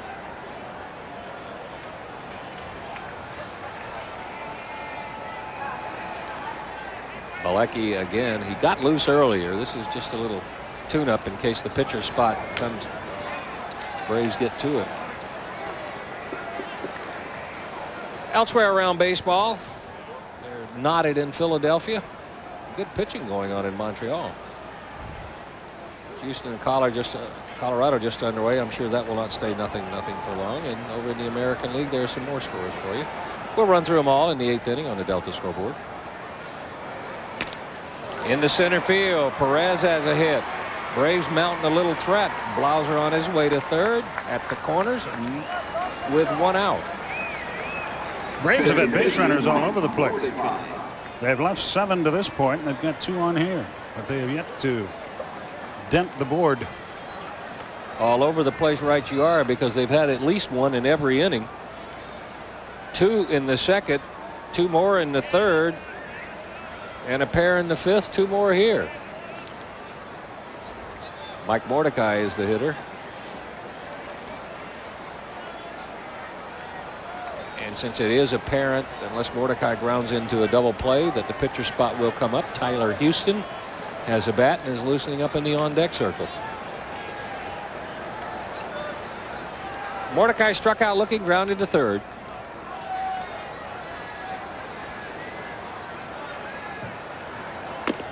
He takes a strike, 0-1.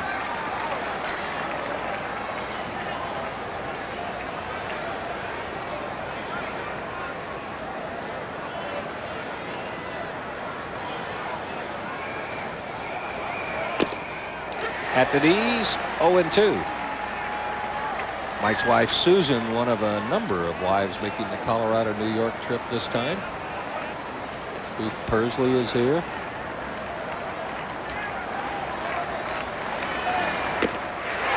Call strike 3. 1-2-3 U-turn. Jones makes quick work of Mordecai. Rings up his 5th strikeout. Braves are down to 1 out. Another look. Morty thought it was outside. Might have been, but too close to take. Here's Tyler Houston.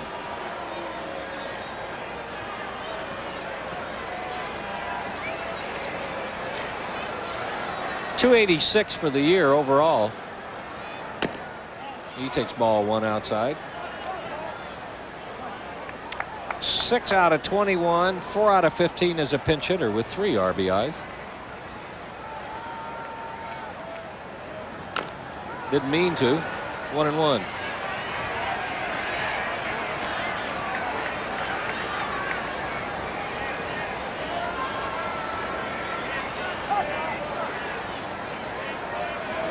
Tyler Houston, 24 years old, 6'2", 210, out of Las Vegas, Nevada.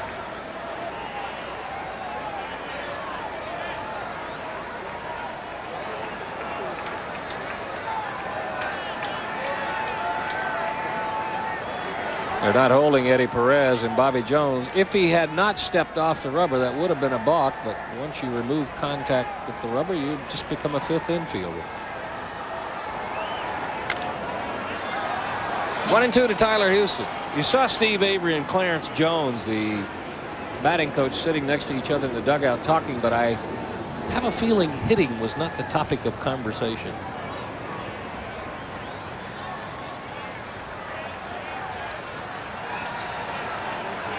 Frustrating night for Steve Avery.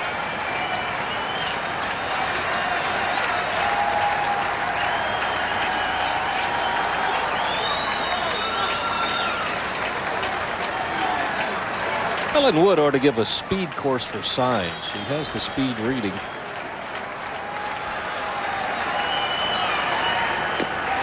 That'll do it. Some good pitches in the inning by Bobby Jones, and once again the Braves leave runners on base, stranding 2. We move to the bottom of the 6th. This pitch keeps it a 5-0 Mets lead.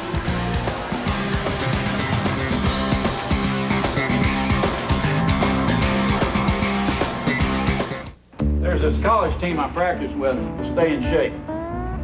Each one is out to prove that they can hit the Ryan Express. I'm out to prove they can't. After a day of fastballs, it's Advil for me. Nothing has shown me that it works better or lasts longer than Advil. For sore muscles, more doctors recommend Advil than any other pain reliever. I love that sound. Advil, advanced medicine for pain.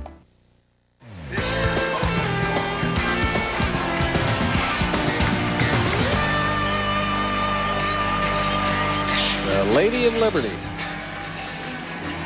What's her name? Statue. Oh, Miss. I don't know. Who knows she's right-handed. Bottom of the 6th inning. It's been the Mets show to this point. Mike Bielecki is going to come on. For Bielecki, this will be his 14th appearance. 0-2 of 424, 17 innings, 9 walks, 14 strikeouts. The league only hitting 180 against him. Avery, 5 innings, 9 hits, 5 runs earned, 2 walks, 3 strikeouts. First time this year Steve Avery has not gone out to the mound in the 6th inning. Bobby Jones, who broke a 0 for 23 streak with a base hit his last time up, will lead it off. Speaking of speed reading, I was trying to condense some of the words there. That was his first Bay Lit of the year. That's short talk. It sure is. 1-1.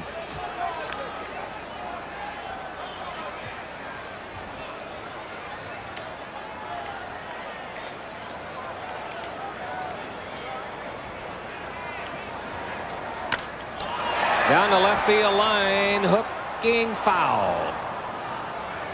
He could have run for a while. That would have probably been a stand-up double for Bobby Jones because the whole defense was swung around toward right field.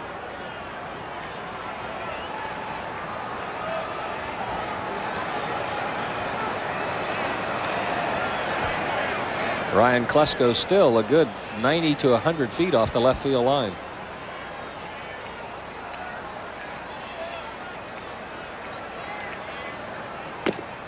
Two and two. I wonder why you would, if you're an umpire, why would you land in Newark when you're trying to get to New York? Tell you what, if he worked for Dr. Schiller, he would not fly on the day of the game. In the air to right field. Near the line, one gone.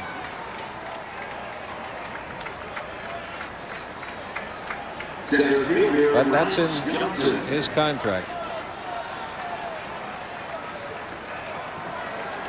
You're on your own now, buddy. I knew that. Sir Lancelot, I knew that. Here's Lance Johnson. He's 1 out of 3. Pops that one over near the stands. Jeff Blauser will give it a look, but that's back into the crowd. Our dandy little producer, Glenn Diamond, is flying home from Newark tomorrow. For some reason. Wednesday. If he's flying home, that's news to everybody if he's doing it tomorrow. Why would you go all the way to Newark?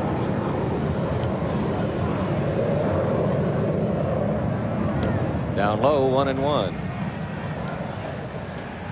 Well, to each his own.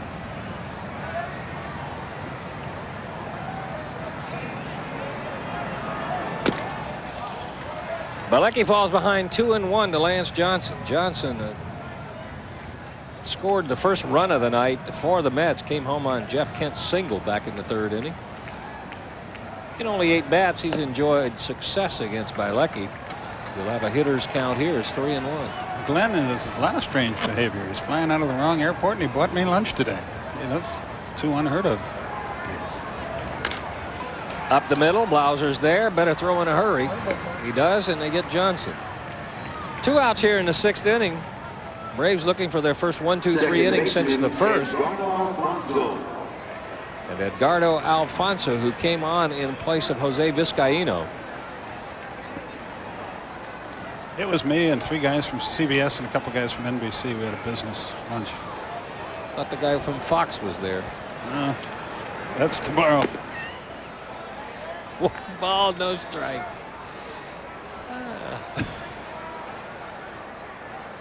Meanwhile, back at the game. Back our way. And above us. 1-1.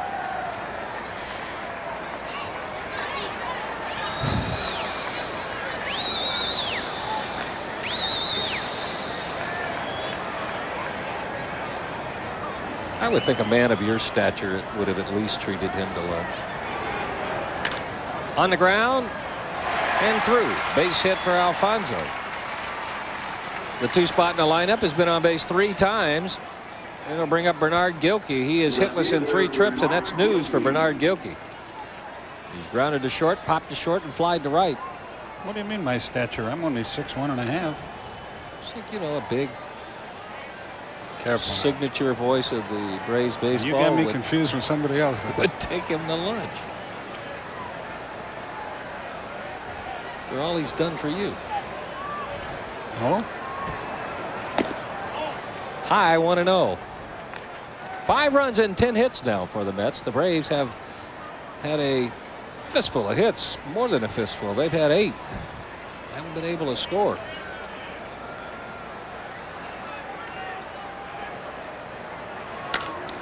In the air to right field. Dwight Smith says he wants it, one-hands it, and that'll do it. Mets come away empty, leave a runner stranded. We have completed 6. Mets on top 5-0.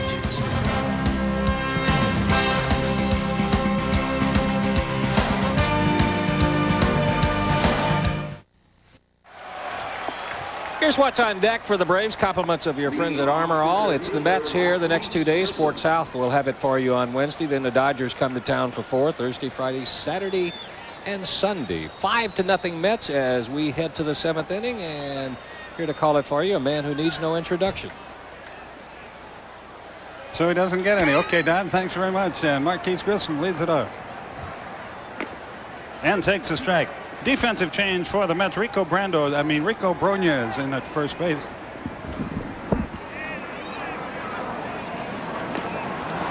Good breaking ball, 0-2.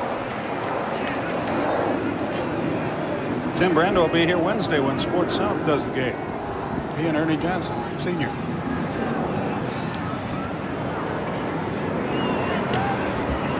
High and away, 1-2.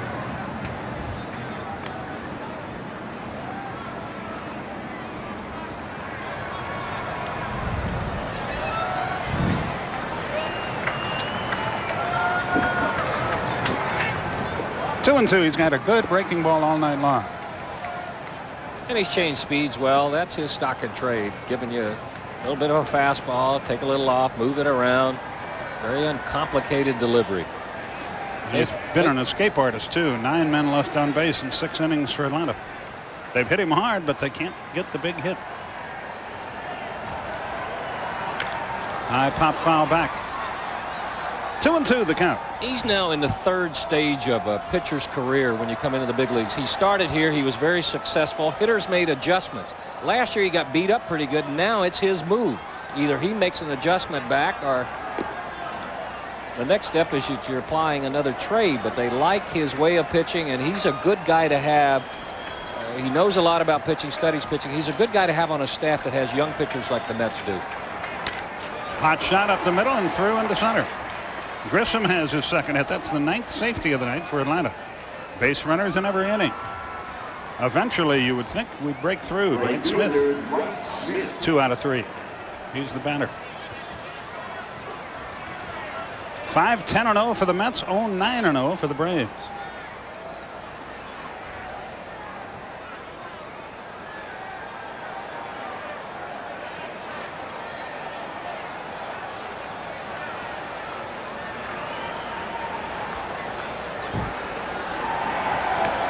Almost the backstop. Hundley didn't know he had it. He made a fine play, backhanded. 1 ball, no strikes. When you hit this stage in your career after going through those first 2 stages, either you refine what you do, which is what he's doing, getting better and better with his changeup, or if you're a pitcher who can overpower, it doesn't really require that much of an adjustment. High drive into center. Back goes Lance Johnson. He's got room, I think, on the track. Boy, he almost lost that ball. He checked where he was one time and couldn't pick it up again right away. But he found it in time and made the catch 1 down. If Dwight could have pulled it, he'd have been in business, but he could not. You're right, and he didn't pull it, and that's what Bobby Jones tried to do to you. He tries to take the short part of the ballpark out of play. A left-hander going the other way has much less of a chance of hitting a homer than if he had pulled that toward the Mets bullpen. Probably Lance Johnson at the end of the year will be a little bit more familiar with the turf here and the track, and will probably make those plays a little more gracefully. He's a good ball player, though, isn't he, Lance Yes, Johnson? he is. I like him a lot. I can't believe that that he got away from over with Chicago. So much that he has done. He is a terrific leadoff hitter. Doesn't walk much, but his on-base percentage is always very high. I know what's frustrating for the Mets. First here's Chipper, 1 on 1 out. Looped into center field. Johnson has another play. And the inning is over. So nothing doing in the 7th for Atlanta. We go to the bottom half, and it's still New York 5-0.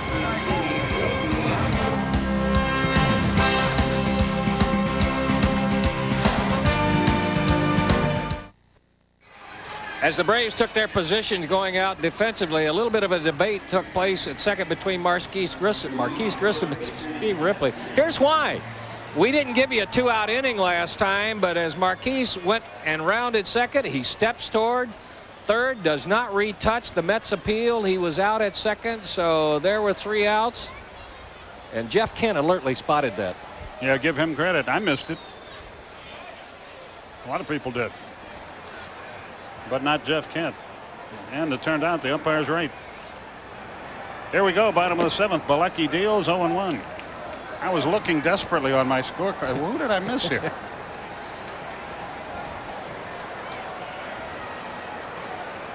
The wind and the pitch. Outside. A ball and a strike. Well, look on the bright side. At least we didn't leave anybody on base that inning. Mike deals. 2-1 the count. Kent has a single, a triple, 2 runs scored, and 3 at bats. He flied to center on his other trip.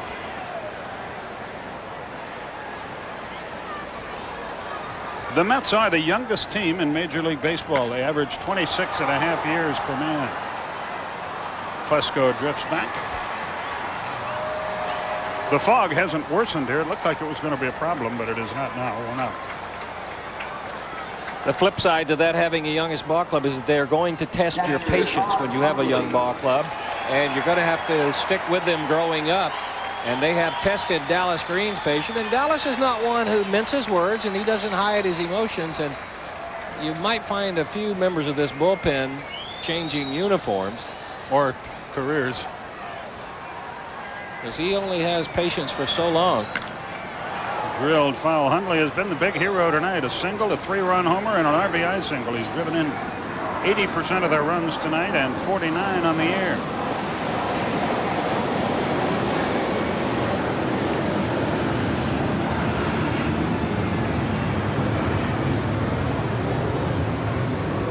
One and one the count. Bilecki threw him a change. A couple of our pitchers talking to him today. They said after 3 days in Colorado, pitching here is going to be like pitching in Yellowstone Park. 1-2. Hundley has had a good night here tonight, but I think what we forget is that he did some damage when the Mets were down. Oh, he killed us down in Atlanta.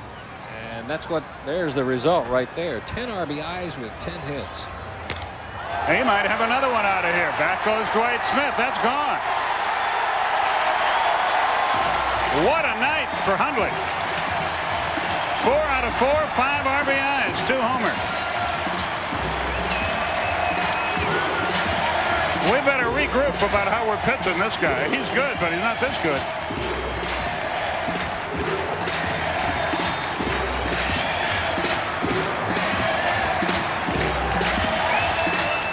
He's been getting a lot of pitches in his happy zone tonight. A fastball out away from him. He likes to extend. He's a left-hander that can pull pitches on the outer side, especially if they're up. That's out with plenty to spare. Chris Jones, the batter.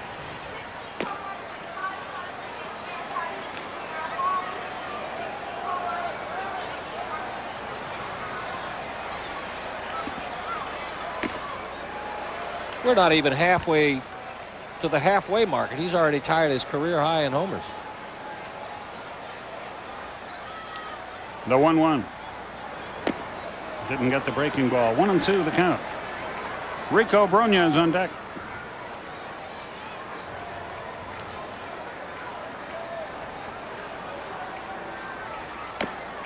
Way high with a change of pace. 2-2 the count. 11 hits for the Mets, 9 for the Braves, but where it counts, 6-0 New York. So this trip has not been a pleasant one to this point. Did he go? No. Bruce Fleming makes like an airplane down there as he holds his hands out. No swing. Here's a look. You umpire. I don't think he did either. I think Bruce Fleming made the right call. Payoff pitch. Fouled away. We'll have it to do all over again. 1 out, 1 in here. Same 2 teams tomorrow. We'll have it for you again at 7:30. Jason Schmidt against Pete Harnisch.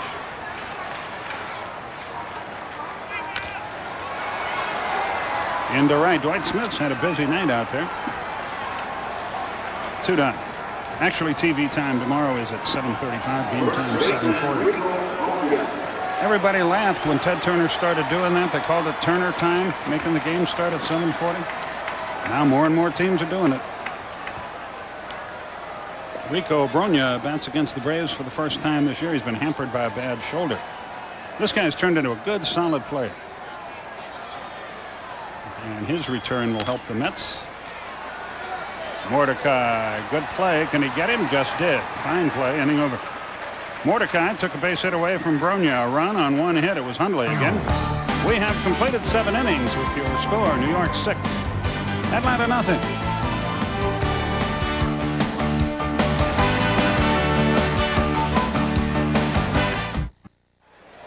Let's take a look at the Delta scoreboard. A 3-hitter for Navarro. Greg Colburn's home run, the only run in this one. Houston has jumped on top of Colorado. The rest of the National League action coming up later.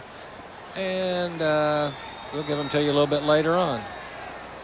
In the communications capital of the world, we hit a glitch. The old Chiron is sick. McGriff leads it off and drills one into right field for a hit. Alfonso dove, but couldn't get it. There's another leadoff man on. We've had runners all over the place tonight. They've been every place but where it counts. Ryan Klesko, the batter.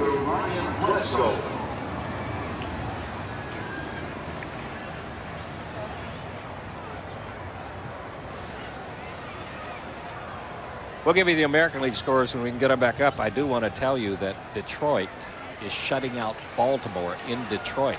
Omar Olivares. Klesko comes up empty. 0-2 with a walk. Here's another, and here's the rest of the National League. St. Louis at LA, Cincinnati at San Diego, Pittsburgh at San Francisco, and the American League will roll up. There's that shutout. Oakland and Cleveland going at it. We'll show you some more. High drive into left center field. Let's see if he got enough of this baby. Near the wall. It's going to be caught. Bernard Gilkey got to it. Plesko just missed. 1 out. Take the short side of the ballpark out of play, and that's what he's done. He has had outfielders with paint on their back, but thus far the Braves have come up empty. Here's the rest of the scoreboard. It's a 1-run affair in Cleveland. New York 2 up over Toronto. Boston and Chicago. It's Chicago winning that one. Seattle and Minnesota knotted. California in a 1-run ball game with Kansas City, and Texas has jumped on top of Milwaukee, and that in its entirety is your Delta scoreboard. I think everybody happy for the Detroit team. That's Blauser tries to bunt his way on, and I think maybe he has. Yes, and Bronya makes a great play to save a wild throw, and Blauser's 4 out of 4. And here we go again. Braves have base runners. 2 on, 1 out. A lot of times when you say great play, Skip, people think you got an out of it, but what Rico Bronya did on this play is not get an out. Jeff Kent had a long way to go. Throws off balance. Bronya leaves the bag, concedes the base hit to Blauser, but just make sure that ball doesn't go down the right field line. If it does, McGriff scores. Blauser's at second or third, so that was a good play by Rico Bronya. A right-hander working in the New York bullpen. Dave Malicki up. He was a loser in Atlanta last week. 2 on again, 1 out for Perez. He's 1 out of 3. Hot shot, right field, base hit. I don't know if McGriff's going to be able to score. No, they're going to have to hold him, especially down 6 runs. Bases loaded. 1 out. The Braves trying to get right back into this thing. Perez 2 more hits. And they continue to throw Eddie Perez fastballs on the first pitch. Want to go away, but this got a lot of the plate. Eddie Perez, you throw him a fastball on the first pitch, he's going to put it in play somewhere.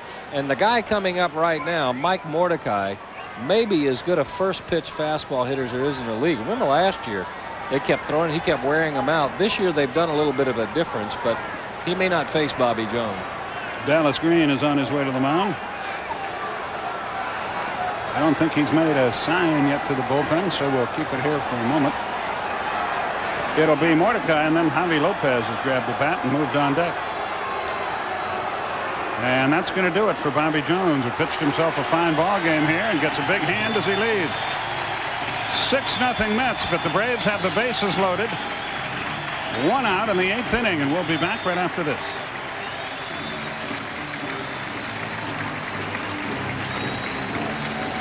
No walks, 6 Ks. Is that what you got? Very frustrating night to this point for Atlanta. They've out-hit New York 12-11, but they trail 6-0.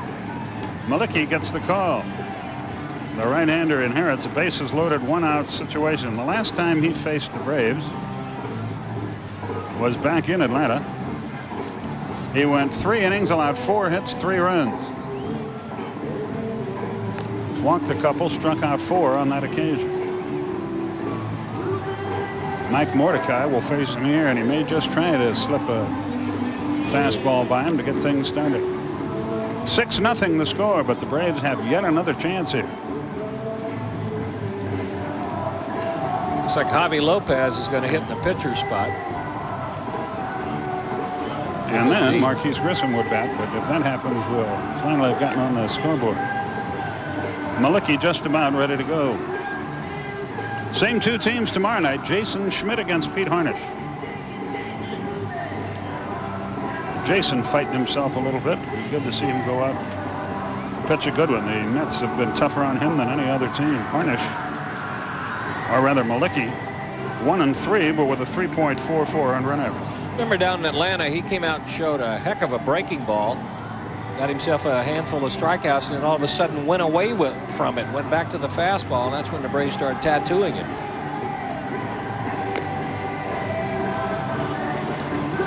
And we're ready to go. And Mike Mordecai, who's 0 for 3 tonight, stands in there. A couple of strikeouts for Michael and a ground ball to third.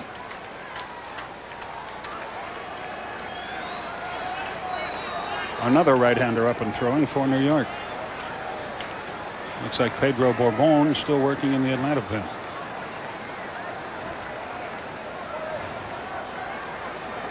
Doug Henry is the right-hander for New York.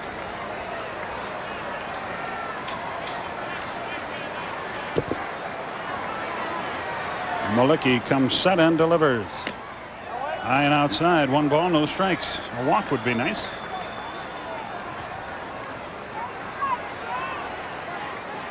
Mike Mordecai gets the count in his favor a little bit. He can creep up on the plate, look for something middle in, and try to pull it. Try to get that fastball to hit. Started to swing. He chased a bad ball. Couldn't stop.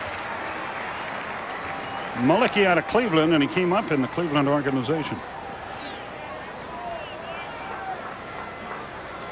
Last year 9-7 with the Mets, primarily as a starter.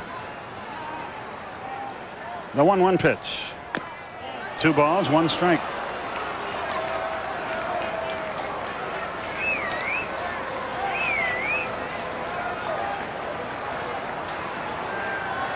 Twelve hits without a run is just 2 shy of a major league record. I'm sorry to report. On the corner, it's 2-2. Mordecai thought it was outside. Wants to hit the outside corner and gets close to it.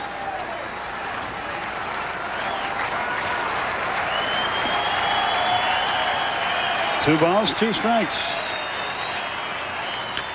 High pop right side. Everybody chasing it into foul territory. It's playable, and Bronya can't hang on. I would not give an error on that if I were the scorer, but I'm not. We'll wait and see. Tough play, a long run. The ball is kind of drifting away from him. He knows he's getting in the neighborhood. And actually, when he sneaked a peek, he overran it just a little bit. Alfonso staying out of his way there. But McGriff had gone back and tagged. He would have tried to score it. If he had caught that ball, and probably would have made it. Back in 1913, the New York Giants lost to Chicago 7-0, though they scored 14 hits. And Cleveland lost 9-0 to Washington in 1928. 14 hits. Mordecai has the hat trick. And Javi Lopez comes to the plate. That's that slider that Malicki showed down in Atlanta. It is a late breaking tight spin and goes straight down. What a perfect pitch. Oh, that's a great look at it too, gentlemen. Look how late that ball broke. Normally you think a slider, you think of something that goes flat across the plate. That had some downward tilt on it. That was great camera work too. Javi Lopez, the pinch hitter for Malicki. Strike in the vicinity of the outside corner.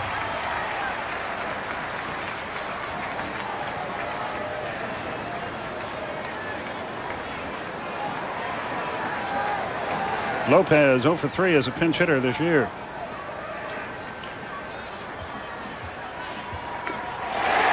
And 2 popped away from Hundley, but not far enough for anybody to advance.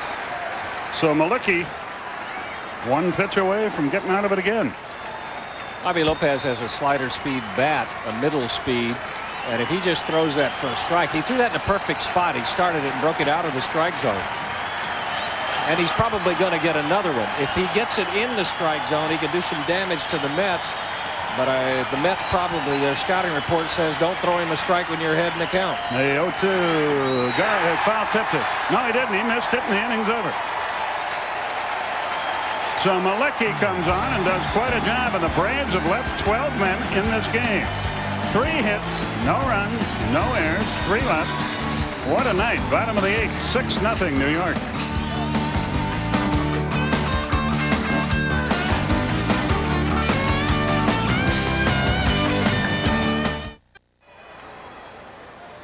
Pedro Bourbon on to pitch for Atlanta. He has no record, 1 save, a 2.70 earned run average. This guy doesn't pitch much, but ordinarily when he pitches, he does quite well.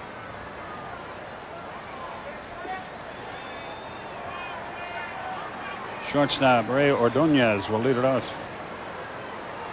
Ordonez 0 for 2 tonight, but boy, what a play he made on a double play early in the game. Bourbon just misses. 1 ball, no strikes.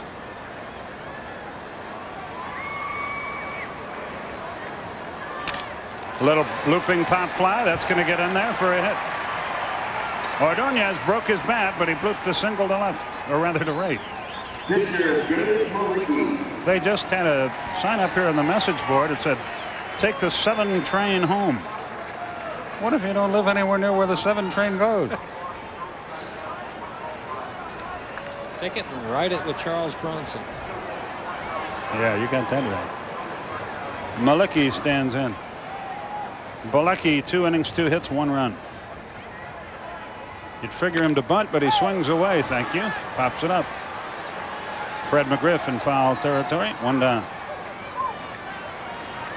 I don't think that would be considered showing up, would it? Bunting with a pitcher in a 6-run game? I would have done it. Now, anytime you have the pitcher up there, what you want is the least amount of effort out of him. You don't want him running the bases up 6-0, and it's just a natural play.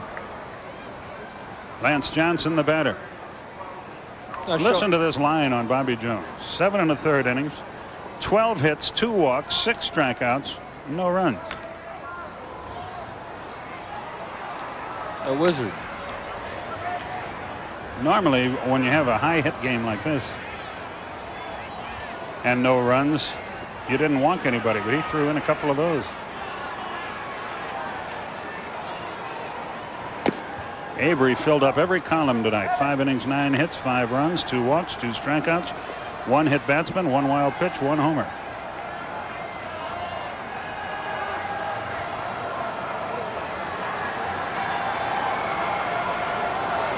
In case you're wondering, the most Braves left on base in a 9-inning game was 18 against the Dodgers back on June 23rd, 1986. Base hit right field. Ordonez around second. He's going to try. Here's the throw. Close, but he's in there, and on the play, runner goes to second. Ordonez challenged Dwight Smith and got away with it. He made that to third on the first couple of steps. Breaking ball just stays up in the strike zone. Only Lance Johnson's heart was in the batter's box, and it was close. Once it skipped toward the left field side, then it was easy, but he hit another gear at second base, but he left first base thinking third all the way. This must have been fun. I wasn't here for the franchise record men left on base. 27 against the Phillies in a 20-inning game back in 1973. Holy Toledo. Alfonso has batted once. Vizcaíno got hit in the leg with a pitch. Then Bobby Jones buzzed a couple inside to Steve Avery. We had a little shoving match, precipitated really by the New York manager.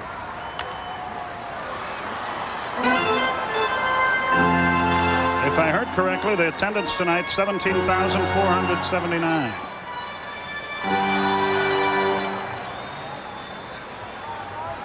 So it's a happy night in Flushing, New York, for the Mets fans. They lead 6-0, and they're trying to get more here. Second and third, 1 out.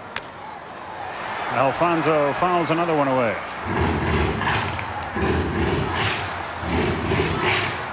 If the Mets got into a pennant race, either this guy or Jeff Kent would be terrific trade bait. They're both very talented players. They just not room for everybody on this New York infield. Or if they got totally out of it and they wanted to build with some more young players. Downstairs, 1-2. I remember last year we were in here. I asked Dallas Green about him because we saw this kid last year when he was red hot. And he said, well, I got to tell you right now, my one untouchable is Edgardo Alfonso.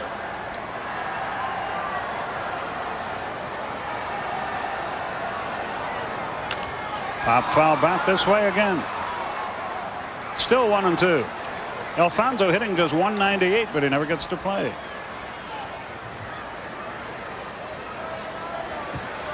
He's been struggling with a little bit of a back problem, too.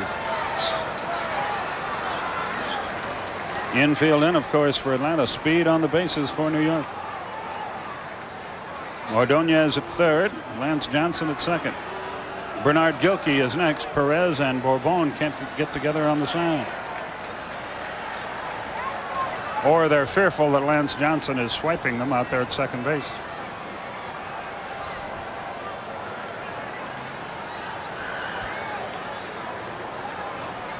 Terrell Wade heating up in the Atlanta bullpen. 6-13-0 for the Mets. 0-12-0 for the Braves. Out of play to the right again.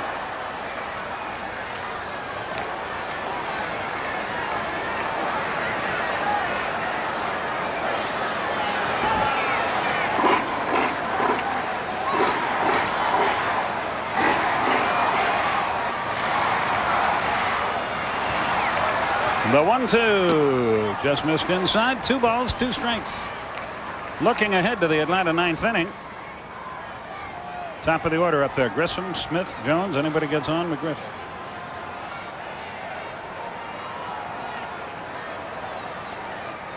Two pitch. Foul back our way. Still 2-2.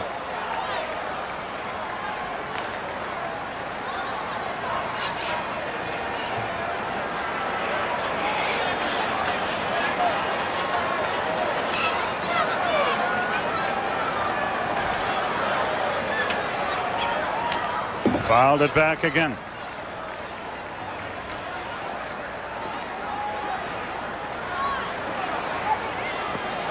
You'd like to throw him another pitch here, try to go for the strikeout, but I think what you don't want to do is go 3-2 and then feel like you have to throw a strike.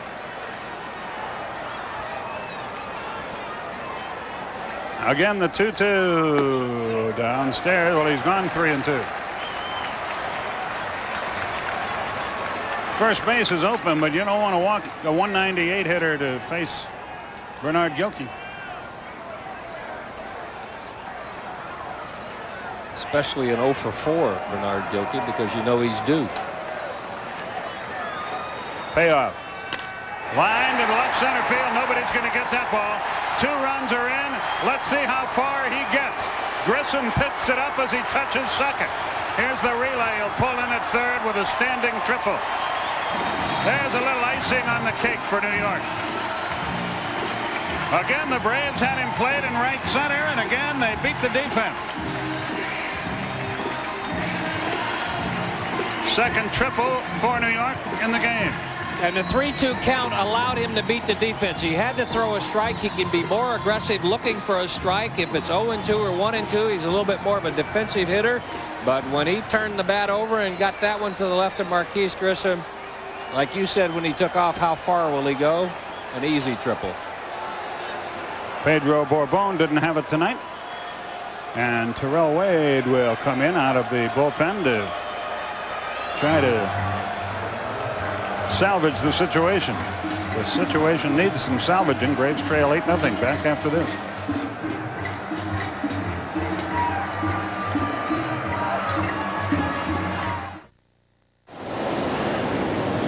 Terrell Wade comes on and tries to put out the fire, but the fire is pretty well totaled the Atlanta team tonight. It's 8-0 New York.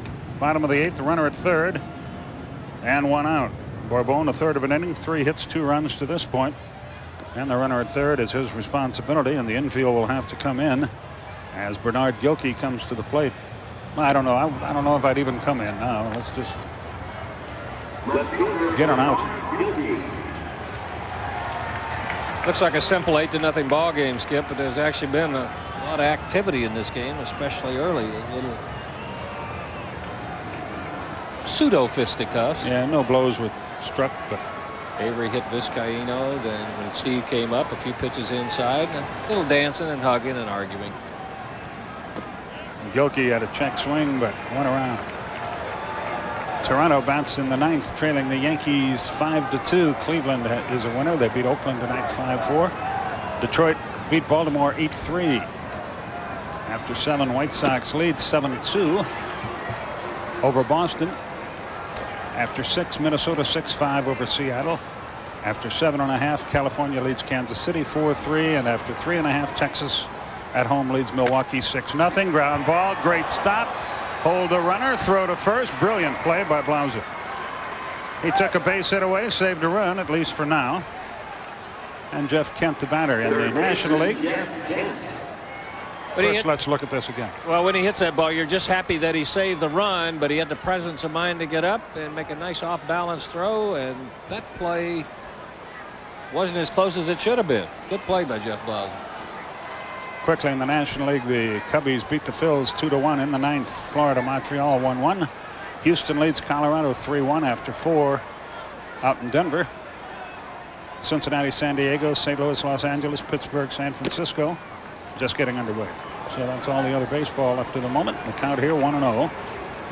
On Kent, who's had a good night, a single and a triple in 4 at-bats. He has scored 2 runs. But Todd Hundley, the big hero for this team tonight. 2-0. 17,479 paid to see it.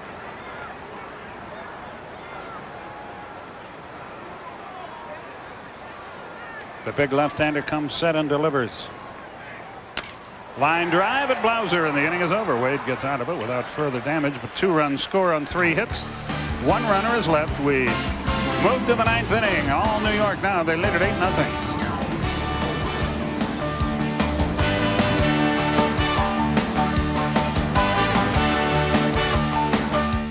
This Friday night, join Paul and Annabelle as they watch National Lampoon's Animal House and make Pluto's beer chili. No, don't worry. Just keep your hands and feet away from his mouth.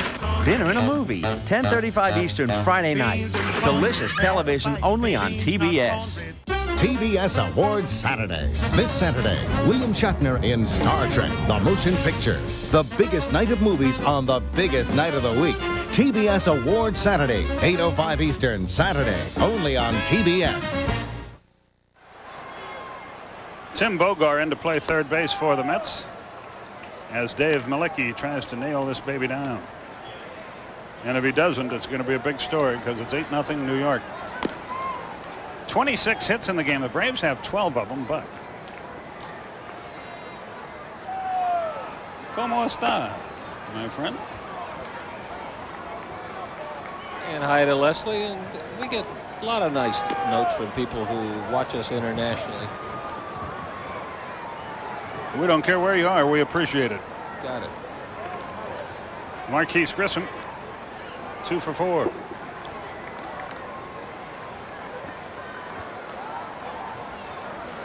Cincinnati failed to score in the first at San Diego. What a disastrous year for Cincinnati in all areas. Just rough to this point. 0-1. May I ask where you're headed? I lost it in the lights. I thought it was going to hit me right in my pretty little face. So I ducked.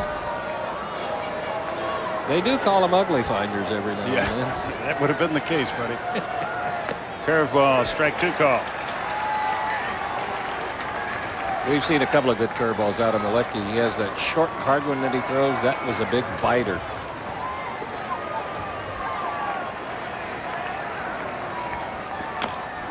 Marquise stays alive, taps a foul down the third base line. Malecki stops to tie a shoe. 8-14-0 for New York. 0-12-0 for Atlanta.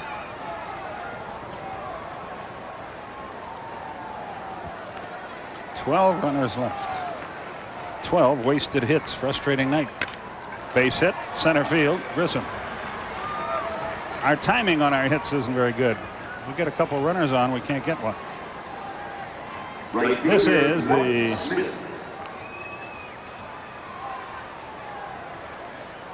fifth inning in which the leadoff man has reached, and yet none of them have scored.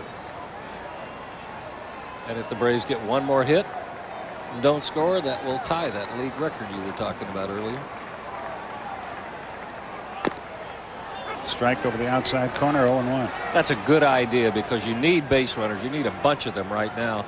And with Bogar all the way back, the infield back, they're just looking for 1 out anyway. Dwight, if he could have gotten it down, would have had himself a cakewalk to first.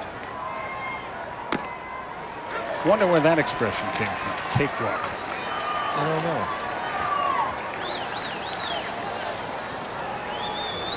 Actually, I do. It was back in 1880. You don't have any more idea than I do. Larned, Kansas, 1889. Up and in. On an 0-2 pitch in an 8-0 game. Dwight Smith is not a happy man.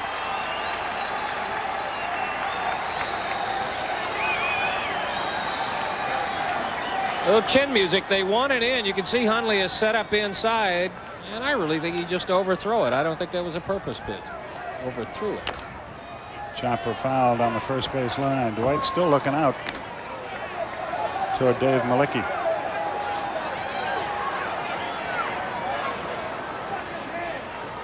One and two, the count.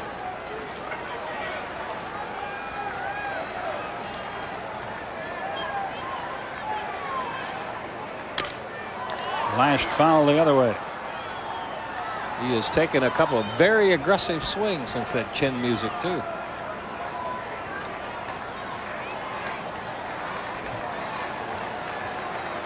One and two, the count.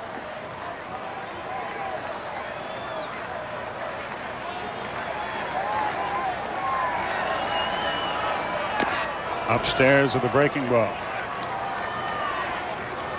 A sarcastic rendition of the Tomahawk chant being started here by some of the Shea Stadium faithful.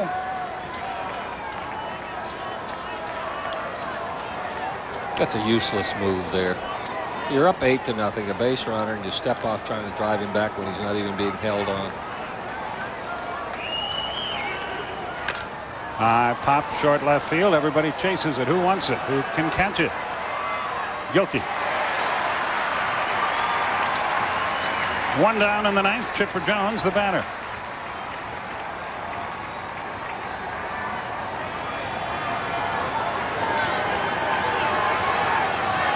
Florida has the lead on Montreal. You know one of those teams going to gain ground on you tonight. Chipper Jones, the batter. Houston's been putting on a little bit of a surge, haven't they? They're atop the Central Division. I think they're over the 500 mark now.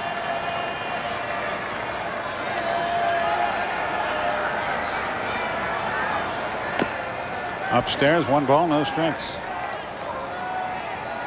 If Houston wins tonight and they're leading, they'll be 2 over at 33 and 31. Coming into the day, Montreal 5.5 behind Atlanta, Florida 9.5. Montreal 6 on the loss side, Florida 10 on the loss side.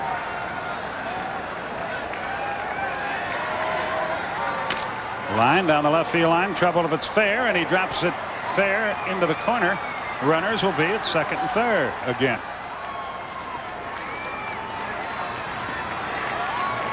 Well, congratulations, I guess. We tied the record. First baseman, cred-OP. But get a run home, and that changes that.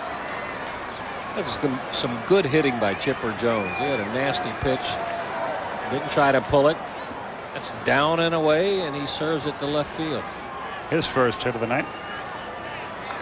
Fred McGriff is 1 for 4.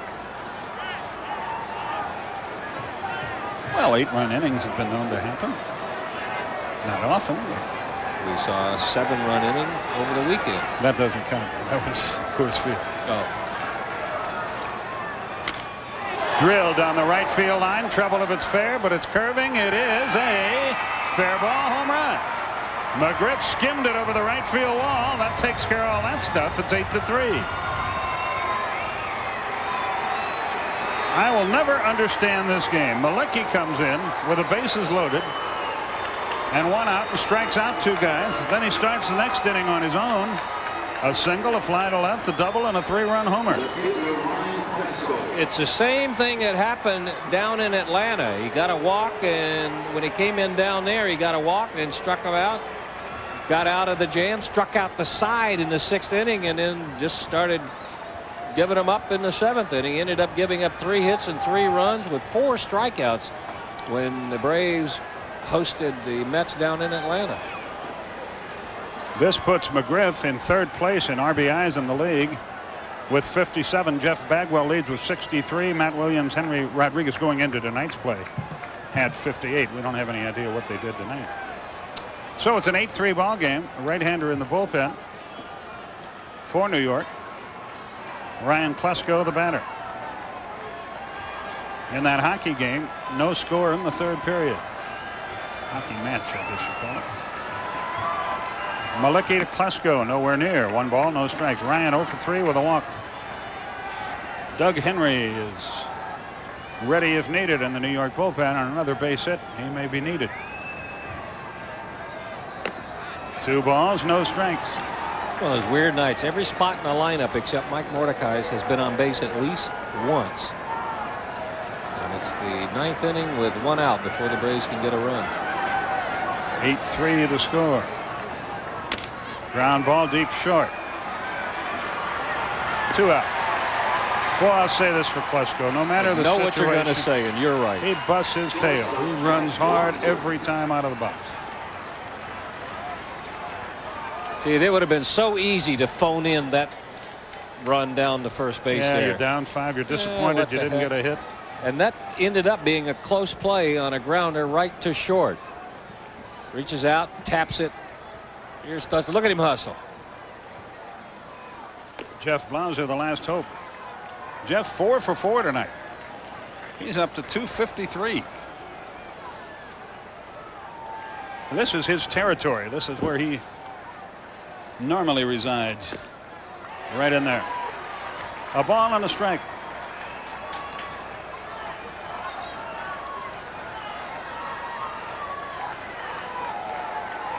Jeff's second 4-hit game this year. It is his career high.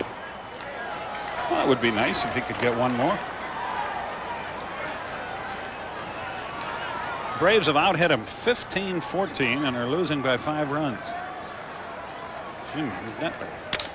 Broken bat, center field. On comes Johnson. He's 5 for 5. So a new career high for Blauser.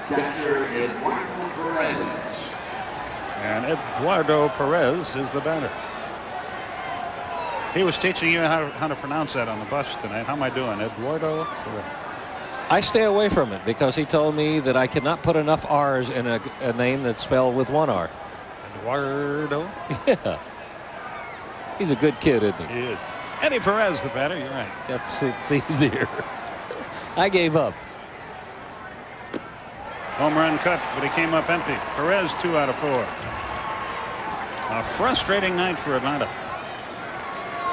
You tell me with Steve Avery pitching before the game, Braves are going to get 16 hits. That's got to be a win. Wrong again. The 0-1. 0-2 on the corner. See, it's been that kind of trip so far, except for yesterday. You tell me with 8 runs and Maddox pitching. You tell me with 12 runs and Glavine pitching. That's the way it's been on this trip.